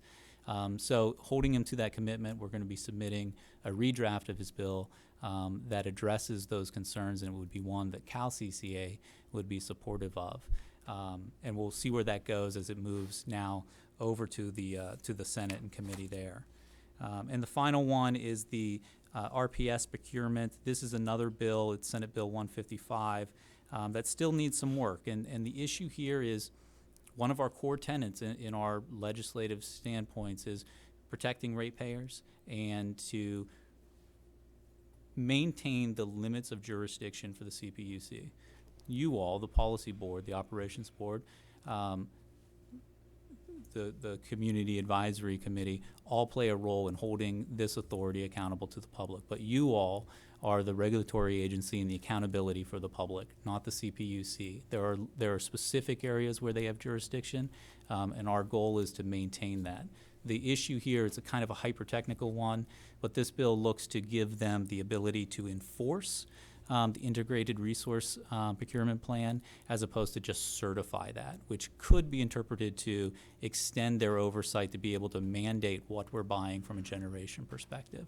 So that's another bill that we're monitoring, continuing to oppose, and the work left to be done. I'll answer any questions. Mr. Dillis? You mentioned that the state might be moving away for wildfire responsibility, away from inverse condemnation to more of a negligence approach. Would that have the effect of dramatically reducing the potential liability of PG&E? I think of inverse condemnation, at least with public agencies, is you have to pay 100% sometimes. And that's not so true on negligence, if I understand it right. So would that reduce PG&E's liability? It may not reduce their overall liability. What it reduces is what triggers their liability. So inverse condemnation, if you own, operate, maintain, and that piece of equipment was cause of the fire, then there's liability. Under a negligence standard, it's going to have to be, did you negligently maintain that piece of equipment? Not just that you were responsible for it. So it may not change their damage allocation and responsibility, but it would change what triggers that liability. Okay, a higher standard to meet in order that they'd be responsible, sounds like. Yeah, potential wildfire victims would need to be able to establish a duty and a breach of that duty for the negligence standard. Thank you. Ms. Brown? So, we had a city council special session last night, and during public comment, somebody mentioned that there were up to 20 pieces of legislation that may negatively affect CCAs. I assume these are the most significant ones.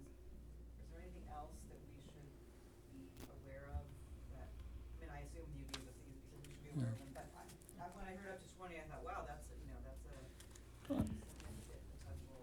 Yeah. I think that's a good concern, and I think Mr. Habashi mentioned earlier that there are a lot of bills that could negatively affect CCAs. There is a focus of what are the ones that are going to be most significant to CCAs, and it depends on that particular member of the public and how they were interpreting the reach of particular bills. These bills are the ones that we're spending the most amount of time on. That we're doing more than just monitoring. We're actively opposing or working with authors to try to improve them so that they can be a benefit to ratepayers. I don't know, Tom, if you want to expand on that. I think you explained it perfectly. Okay. Any other questions on the board? Okay, did you have one more item, for information only, list of executed contracts under 100,000? This is Just just a an standard that informational purpose. this is a standard that we just show you the contracts that we approved. Okay. And, didn't go to the operation board or to the policy board because they're under 100,000, so I get to sign them without having to bring them to you, but Right. we promised that we will always bring them to you for information. Very well. It's up to you, Mr. Chairman. No. This No, that's brings fine. my report to an end. If you would like to take a few minutes and grab some lunch, bring Um, it back here. Yeah, I just want, well, let me see if there's any members of the public that wanted to address us on any of these issues that we just went through. Okay, I think we'll take a half-hour break. That'd be, we'll come back at 20 after 1. Is that right? Yeah. Would We have another meeting at 1? Would we lose a quorum? That's my. Anybody else gonna have to leave? Let's power through it even. Let's just go out. 10 minutes, let's take 10 minutes to get lunch and then come back, okay? Okay, we'll reconvene the board meeting and go to item, let's see, nobody wanted to speak from the public on the CEO's report. So we'll move to item number 14, to approve the appointment of Community Advisory Council member Brandon O'Rourke and Brian Kimball to a one-year term ending June 6, 2020. I don't know. Mr. Bashi, did you have any comments on that? Very quickly, Mr. Chairman. Back when San Luis Obispo and Morro Bay joined us, we've asked him to collaborate on appointing one member to our advisory council, and they've been working on it for the last few months, and they've selected Mr. O'Rourke, I believe. He's on Monterey. Oh, he's in San Luis Obispo. He's not the graphs. Here he is. Hello there. Yep. Yeah. Mr. O'Rourke was selected by the two cities to represent both of them on the Community Advisory Council. Also, in addition, we had one member of the council resign. It's Andy Hartman, and he resigned effective June. And I realize that, and my apologies to board member Jane. We kind of try to fast track the selection of a replacement in order to be able to bring him and get the appointment done here in June. We were supposed to bring in the selection committee, which is made up of Mr. McPherson, and we had a supervisor from San Benito who quit, who was on the selection committee. So we've kind of looked for Mr. De La Cruz to replace him. And finally, Director Parker was the third one on the selection committee. Since the person that resigned was from Santa Cruz, I've looked at all the applications that we had, asked Mr. McPherson to kind of see which one of the ones that are also from Santa Cruz that he would like to promote. And it was Brian Kimball, and I've emailed both Director Parker and the Director De La Cruz if they are fine with the selection. And I got an okay from Director De La Cruz, and I spoke to Director Parker, and she, rightfully so, would rather have a different process whereby, if that would happen again, that we actually bring the committee together and have them deliberate and pick a person to be a replacement, and instead of just trying to do it over the phone by polling individual members, instead of even bringing them on the phone to talk to all three of them. So my apologies if you want to add anything, Director Parker. Thank you, Mr. Hibachi, and through the chair. I would just say I have no particular opinion one way or the other on the replacement person, and I don't mind going forward with it. But it did raise the process question to me that when we have a resignation, I think going back to, we do need to move relatively quickly. So I think going back to the original applicants, that makes sense, to that pool, and look at them again. But I think it's important to convene the committee, even if it's just by phone. So I'm fine with meeting by phone. Send all the applications to the committee members to look at again. It's not just where the person lived. We looked at gender, we looked at perspectives in the community, we looked at live or work in the communities. We were balancing a lot of factors, and so I think to just sort of point to one, and it was hard for me too because I didn't get the materials on Mr. Kimball, until kind of late in the game, and then I didn't see who else was under consideration. So to me, I can't. I think I would like the record to reflect that it's not a recommendation of the committee because the committee never met. But as I say, I'm okay with going forward. I just think that getting clarity on what the process is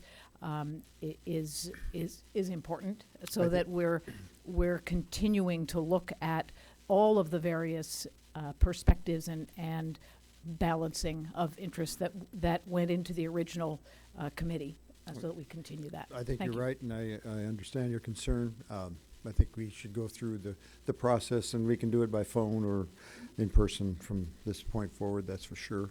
We just wanted to get somebody, and I want to say thank you to Mr. Hartman. He's going down to Chile, I think it is. Or something. Ecuador. Ecuador.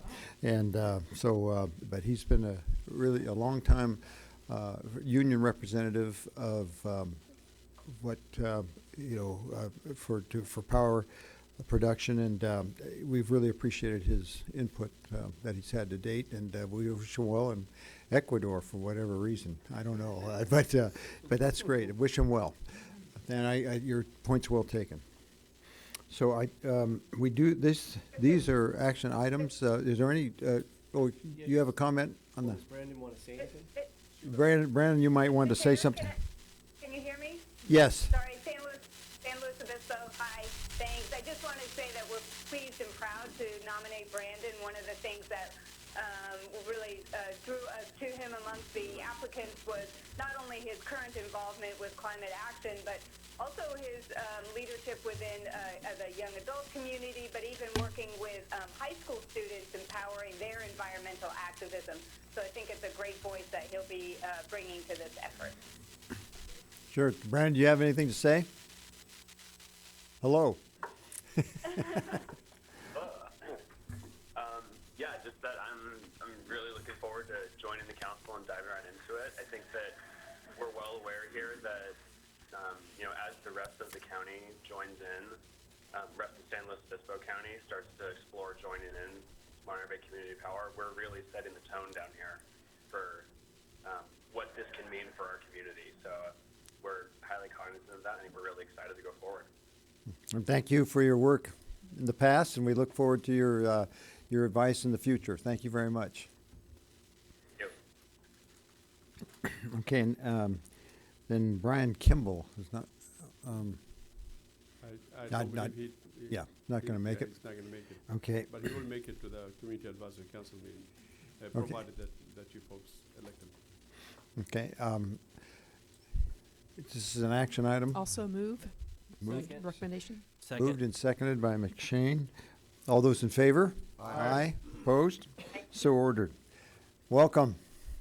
And we'll move to item number 15, to approve one-time credit adjustments not to exceed a total of $400,000 to customers affected by both January and April 2019 data management and billing errors to mitigate the impacts to MBCP's broader customer base and seek recovery from GridX Incorporated. This is an action item. Comments, Ms. Gomez? Yes, Chair, I'm going to recuse myself as I'm probably in the mix of this conversation, so I'll leave the room and just come back and get me when you're finished. Okay. Thank Very you. well, thank you.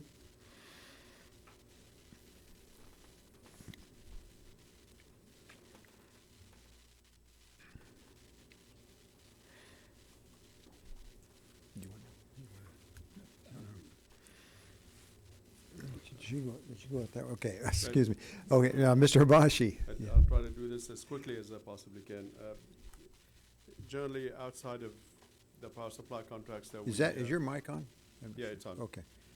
Aside from the power supply contracts that we signed, the largest two service agreements that we have, one is that governs or deals with the relationship that we have with PG&E to work with our retail customers, and the other one is to deal with the California ISO, basically the market, to deal on the wholesale supply that takes care or manages the relationship that we have with the ISO. So one managed the relationship with PG&E, the other one managed the relationship with the ISO.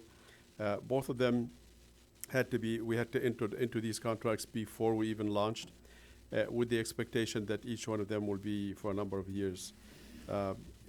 The one that we entered into on the data management side is with GridX, and the way that works is there's information about the customer consumption. PG&E pushes that to GridX, who in turn will verify it and will use the rates that we have in place to figure out what our charges will be. They push that information to PG&E, who charges the customer, and eventually that money that gets charged on our behalf, PG&E will push into our banks. When the information goes from PG&E to GridX, it gets verified, and the way they have done it, or the way it should be done, is if there are certain discrepancies, then you would examine those discrepancies and you find out what went wrong, then you fix it, and then you either go back and charge the customer or do whatever that is that needs to be done in order to take care of the discrepancy. Apparently, for some time, when a discrepancy would to happen, GridX would to push it into an exemption bucket or buckets, and they would go and manually go after those buckets and figure out what the issue is and deal with them. In January, we discovered that there were a number of customers, roughly over 1,200, that were not billed for sometimes a number of months. And that was roughly about 1.2, maybe a little larger back billing that we had to go back and ask the customer to pay for that money. And in some cases, we had to postpone collecting the money for a number of months, or to at least collect it over a number of months. And by rule, CPUC rule, for some of these customers, the residential customers more specifically, we can't go back more than 3 months. So if we didn't bill them for 4 or 5 months, we can only go 3 months, and after that, we have to forgive what we didn't bill prior.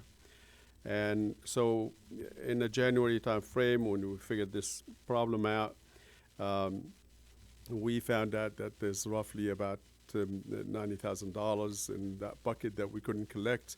Then, of course, when we went out to collect the money from the customers, some of them were not too happy with the fact that we just coming back to back bill them later on. And we saw an uptick in opt-outs. And we went back to GridX and said, we need to tighten up this a little bit, and we need to look at the process that you are doing in order to re-examine the exemption bucket and do something about it. And in April, we found out that there's even a lot more customers that got impacted by this problem of just pushing data that were not in line with PG&E and just putting them in a bucket and getting later on to try to figure out how to examine them, and putting that in priority that probably were not the correct one, and leading to eventually months of billing issues. In April, we found that there's over 4,000 customers that also need to be back billed, and some of them were somewhere around 286 customers who also had the same issue happen in January. So with some of their accounts or some of their charges, they had that problem happen to them twice. And obviously we are working on doing what we can in order to correct that issue, but what we want to do, or what we're asking for, that the board approve, allowing us to forego or to credit the customers that were affected twice with an amount of money that will offset some of the charges that happened the second time around, not the first time around. The total cash probably associated with that is not likely to exceed $400,000. And we are pursuing, and that's the other thing that we're asking the board to approve, we are asking GridX to be responsible for that credit amount that we're going to give our customers to take care of that problem. And the founder and president of GridX is here. Probably will ask him if he wants to step up and say anything about this issue, at least to kind of assure you that that GridX is holding responsibility for what happened and willing to pay to allow us to credit those customers. Jen?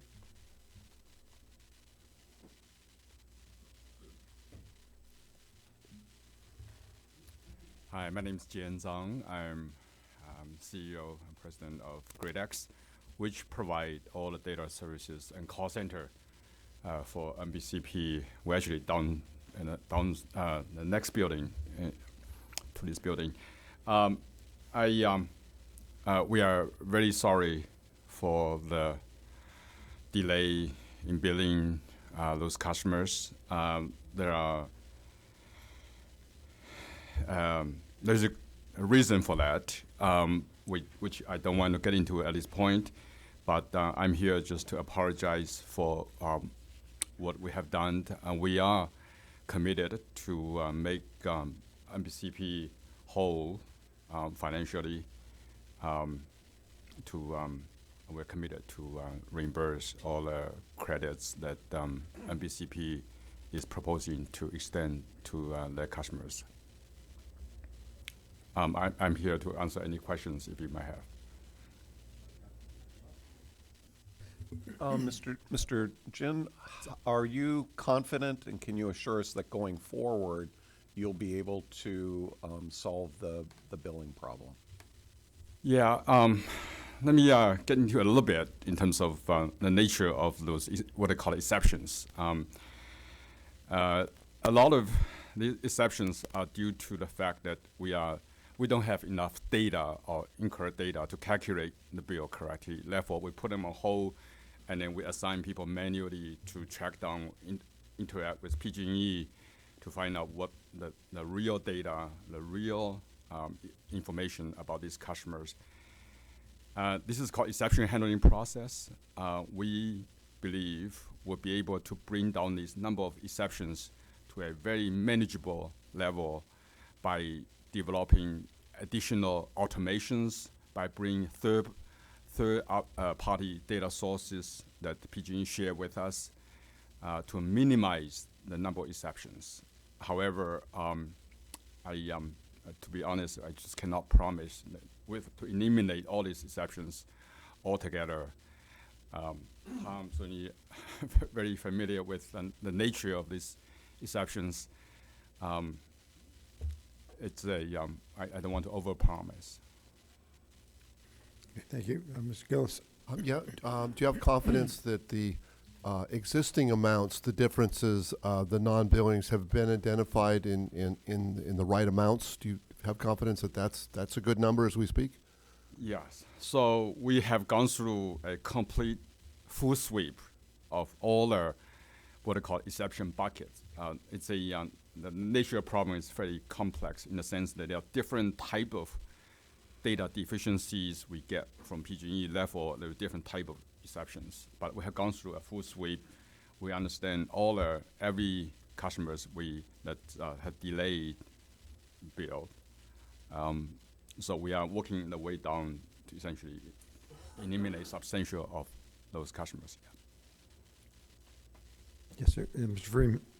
You mentioned that there was insufficient data from PG&E. Is there any way that you can get more data from PG&E or another source of data, APN numbers from counties, et cetera, so you can line up accounts versus where they're at, somehow do a double check to eliminate whatever problem that it is? Yeah. Mr. Freeman, that's exactly what we're doing right now. We call it, I call it sort of making lemonade out of lemon. So there's a certain data deficiency, but yet we are responsible to make sure we bill those customers correctly. So in order to do that, we bring essentially additional data sources, some shared by PG&E with us, and then be able to automatically handle those exceptions. Yes, that's very much what we do.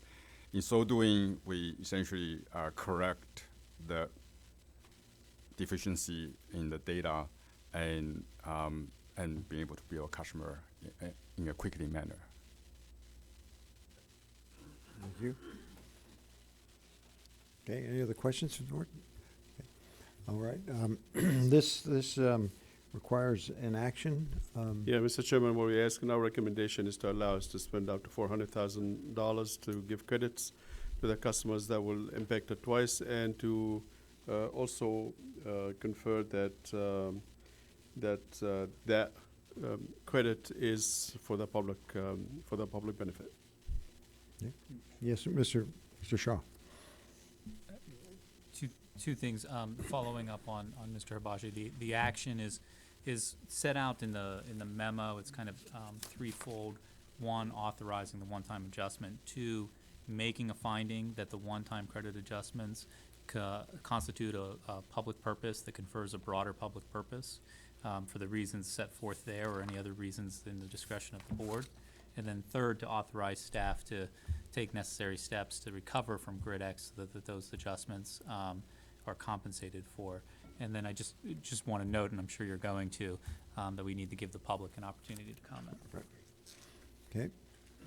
That would be motion. Is there anybody from the public who would like to comment?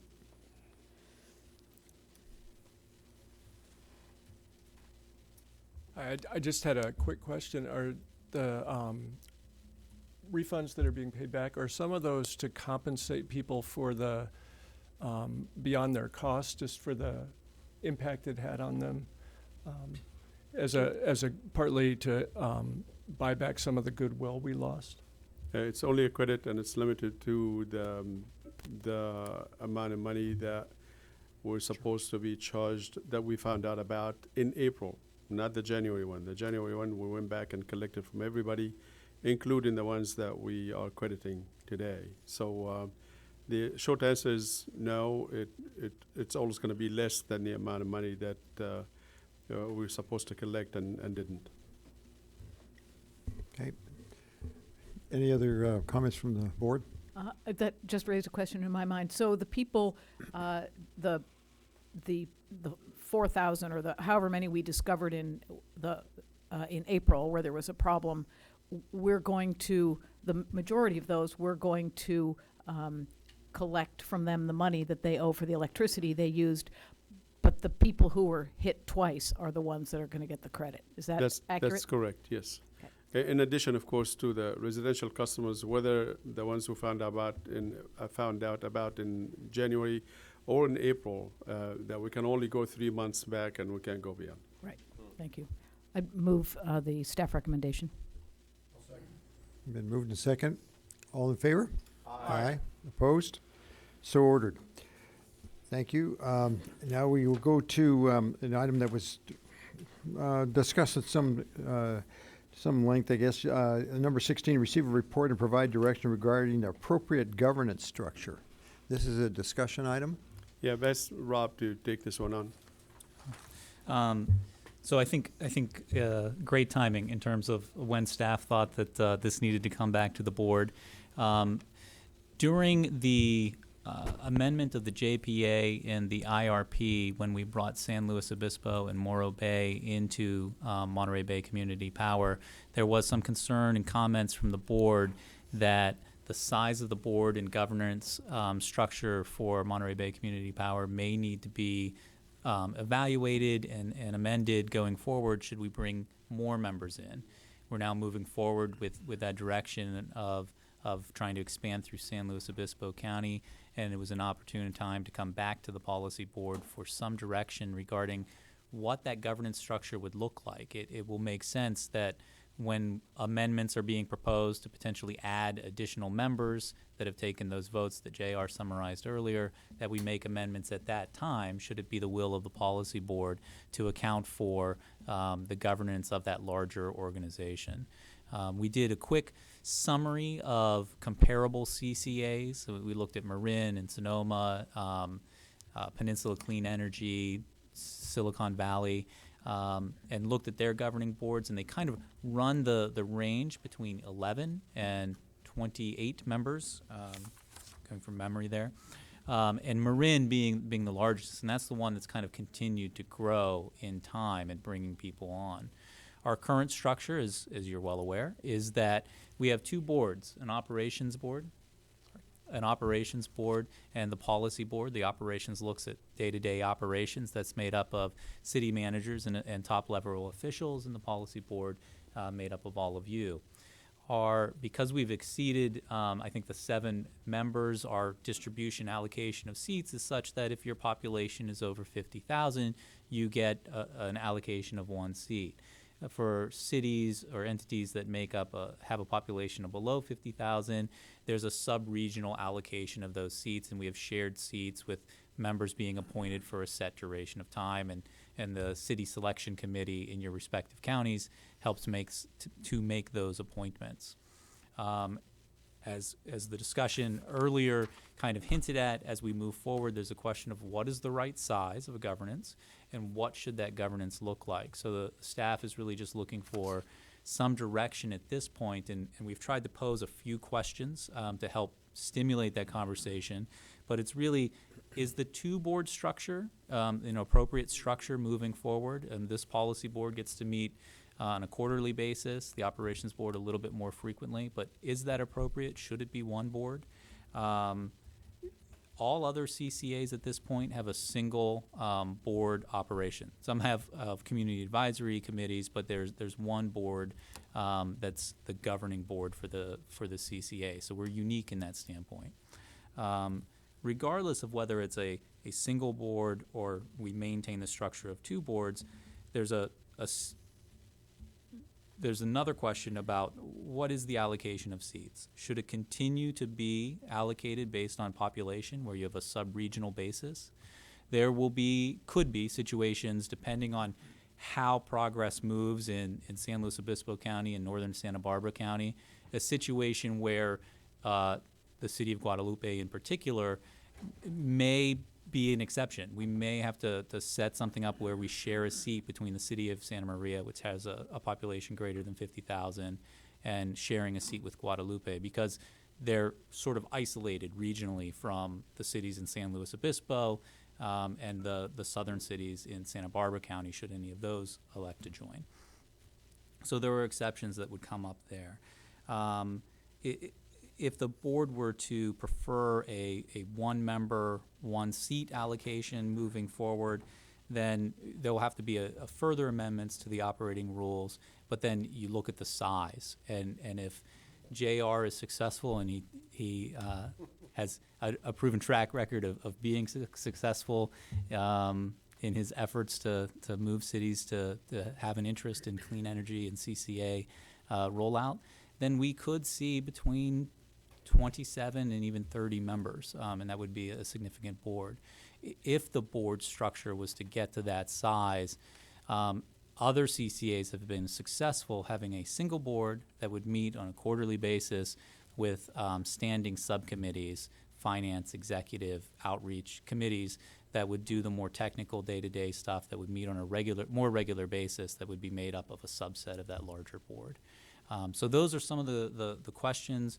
Tom and I and staff stand ready to address any questions you may have.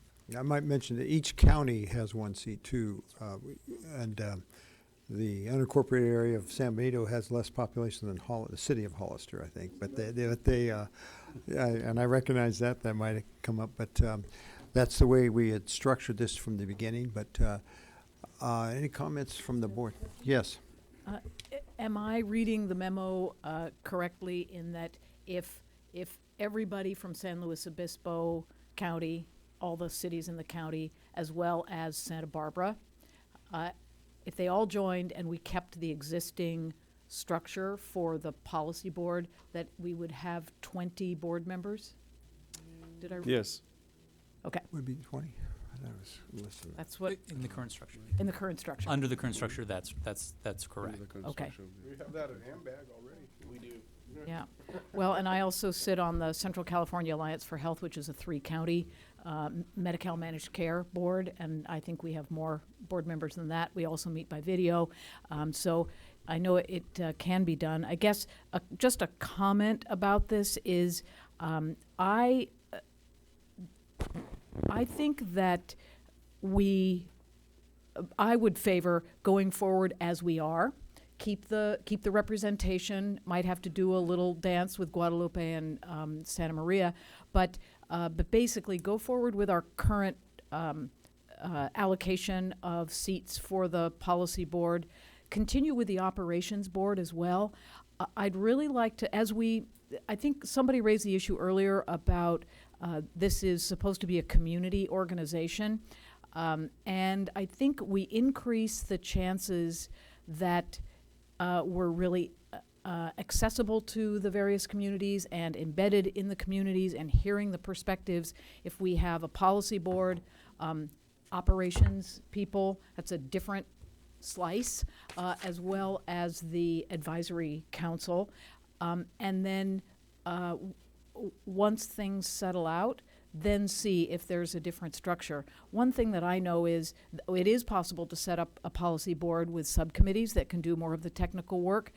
I don't know if I have time to be on one or more of those committees, and I appreciate the deeper look on some of the day-to-day issues that the operations board is able to do on our behalf and then bring us recommendations. There may be tweaks going forward, but that would be my sense. Until we really see what that is and how it operates, I wouldn't really want to make any big changes. Yeah, I would, if I can just interject, I would approve, I like the structure that we have. As a matter of fact, I think some of the other agencies are looking at how we're doing it. And I'm not sure, I couldn't name them exactly, but I've just heard that that's the case. I think this has been, the structure's been good. We've had a lot of communication. I don't think those shared seats, so to speak, I haven't heard no conflict between those cities or among those cities, if there be two or three. So I think it is a good point that we bring up. I've discussed it with Mr. Habashi about how big do we want to get and what the structure would be. But I think we've done well to this date. I think maybe we should have, we could even have a committee of maybe look into this to get our ideas and include, San Luis Obispo at this point, that representation in that discussion, and then come back and, I don't know, maybe the next meeting, or certainly by the first of the year or something. But that's my general thought. I think we have a good thing going. It's been well operated. I think people have had the voice that they want, and I think the technical information we're getting from the Operations Committee and the Community Advisory Council has been fantastic. So I'm not afraid to make an adjustment, but I think we have a good thing going here. I just want to mention, Mr. Chairman, that it's not our intent at all that we decide on anything today. Certainly, Right. The approach that we wanted to take is to take an entire year to look into this, and in the process, perhaps come in the next meeting, during which we're probably going to be asking to bring in new members to the agency that are in San Luis Obispo already approved the resolution. But basically come in the next meeting and say, how about you just toss this question to the executive committee, let them play with it for another 6 months, and if there's any different arrangement that they want to come up with, great. If not, we'll just continue on with the setup that we have. Yeah, I agree. I think we should see what happens in the next 2 months, probably, and then maybe at our next board meeting of the policy board, then figure out what we want to do, but maybe go to the executive committee to discuss that. Yeah, I think the executive committee could look at this. I echo the comments thus far. We have a great design. I love the operation board, policy board setup. I remember how, and I'm sure others do remember even more than me, how political and challenging it was to come up with this design. So I think evaluating once we get closer to, call it full build out, if we are really facing 5 or more jurisdictions as early as next meeting. But I think, we could look at it closer at the executive committee level. And I think we've got the best structure amongst all 21 or so CCEs. Yes. Ms. Brown? I absolutely agree, so I won't further comment on that. I do have a question, though, about, and I know we're talking about governance structure, that's policy and operations boards, but I am just wondering if there's any similar conversation being initiated with the Community Advisory Council. Given the purpose of that body, it seems like that might be a place where we grow, we may grow out of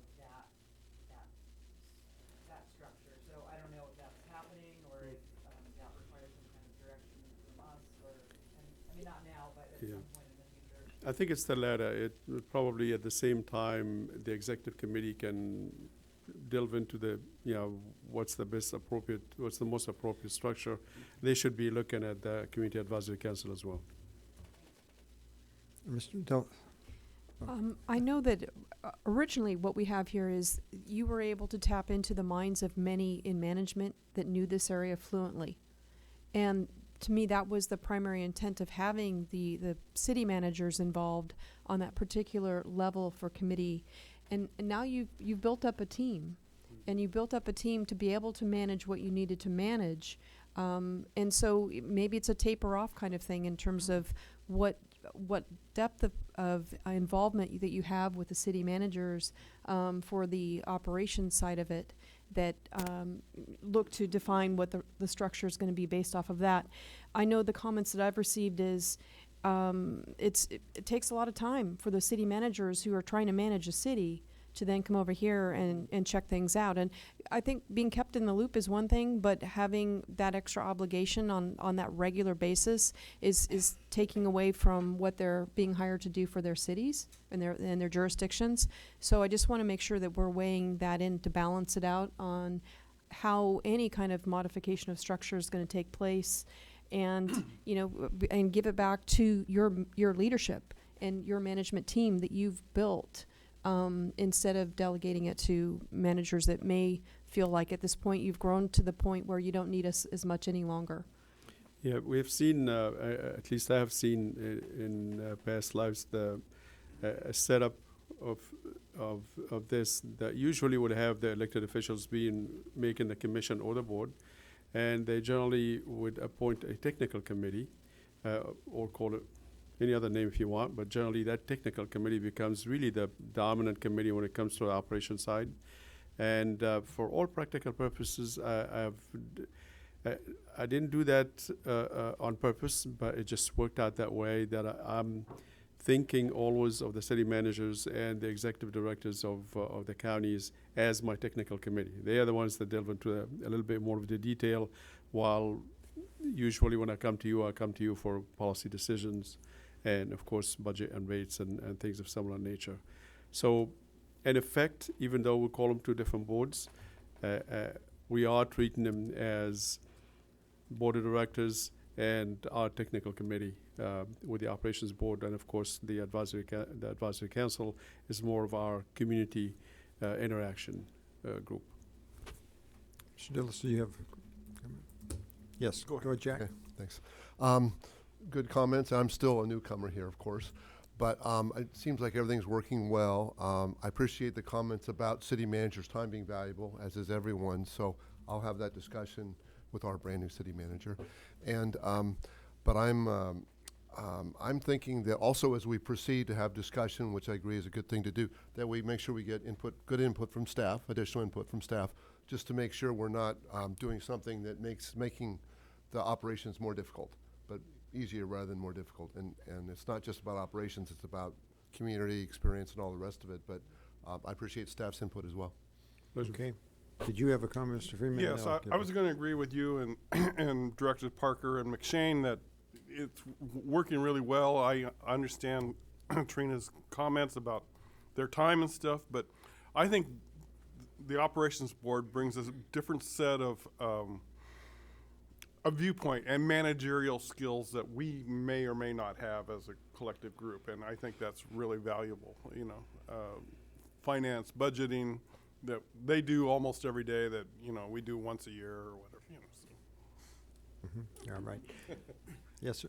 I agree with everybody. But I thought it was a good comment about the city manager's time, and maybe that's something the exec team could take into consideration. They don't need to meet more than 4 or 5 times a year, because it's a well-run machine, and so they may only need to meet 4 or 5 times a year but they should be. And I don't know how small you make it, because every community wants that local massaging, and they should have a representative, and then they may want their city manager to come up here.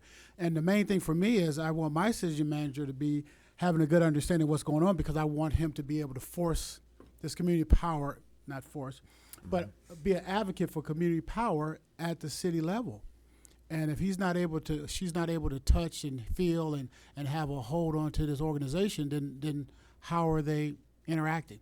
It's always for that representative to come back and bring them up to speed and always pushing down our policies to them. And so I think the exec team should look at that and make sure we don't get away from that. But I understand meeting every other month or how many times they meet and all that stuff.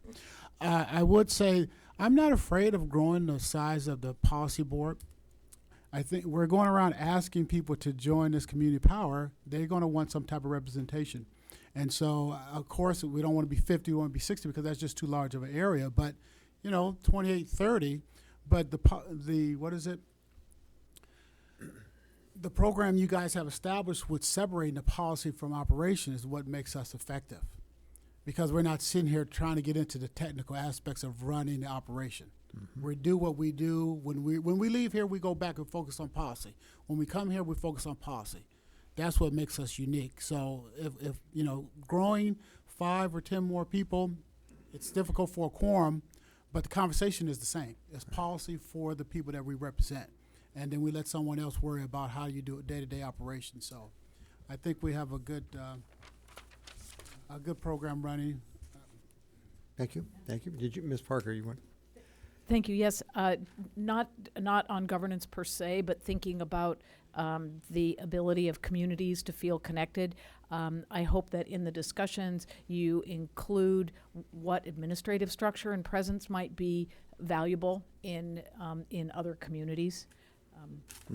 Okay, good. Any comments from the public on this issue? My thought is that we bring this back. We could, let's wait to see what happens by our next policy board meeting. And at that meeting, let's make it an item on the agenda about another governance structure item on the agenda and have this discussion, and maybe we will go to an executive committee or whoever to see what we're going to do. What's the best way to go in the future with the membership that's on board or coming aboard in the near future? I think we need to know that before we get into more detail on this item right now. But that said, I want to just thank everybody, as I've said before, on the Community Action or Community Advisory Council and the Operations Board. This has really worked out above my expectations when we put this together. I guess that's not a right thing to say because I thought it was going to work very well. But I think we've got a good structured organization here, and it may need some little twitches here and there. But let's see what we have, who the membership is, and we'll have a better idea of how to go forward with that at our next meetings. But so let's have this discussion on our next agenda, our next meeting as well.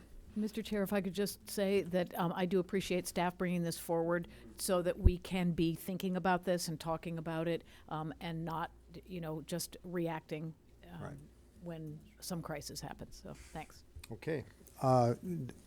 Last item on the agenda, the board member reports or comments. Does anybody have any comments or reports? Yes, Ms. Kaufman-Gomez. So Chair, I just wanted to make sure everybody here, as well as staff and audience, know that there was an award that I would like to share with our CEO here. He was not able to attend, so on his behalf, I picked up the award for him from the Clean Leaders Award, Clean Air Leaders Award of 2019. So I just want to give this to him in recognition and congratulate him for a job well done.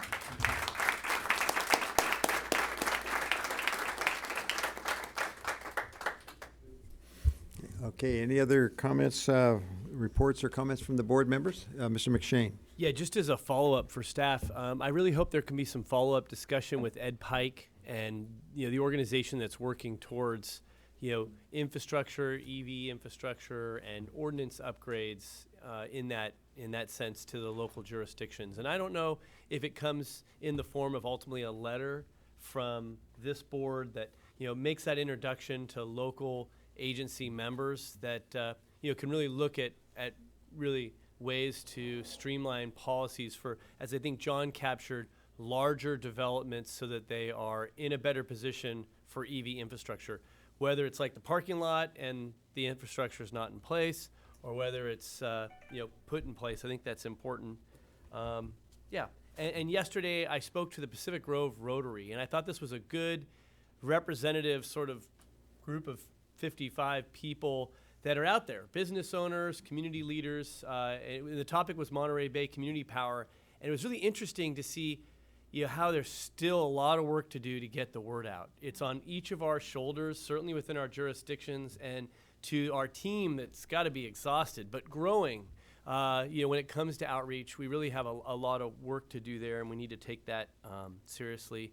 And then in a week and a half, I'm having a baby girl. We still don't have a name, so we're looking for one. Love to share that. All right, that's all, Chair. Okay, with that, this meeting is adjourned.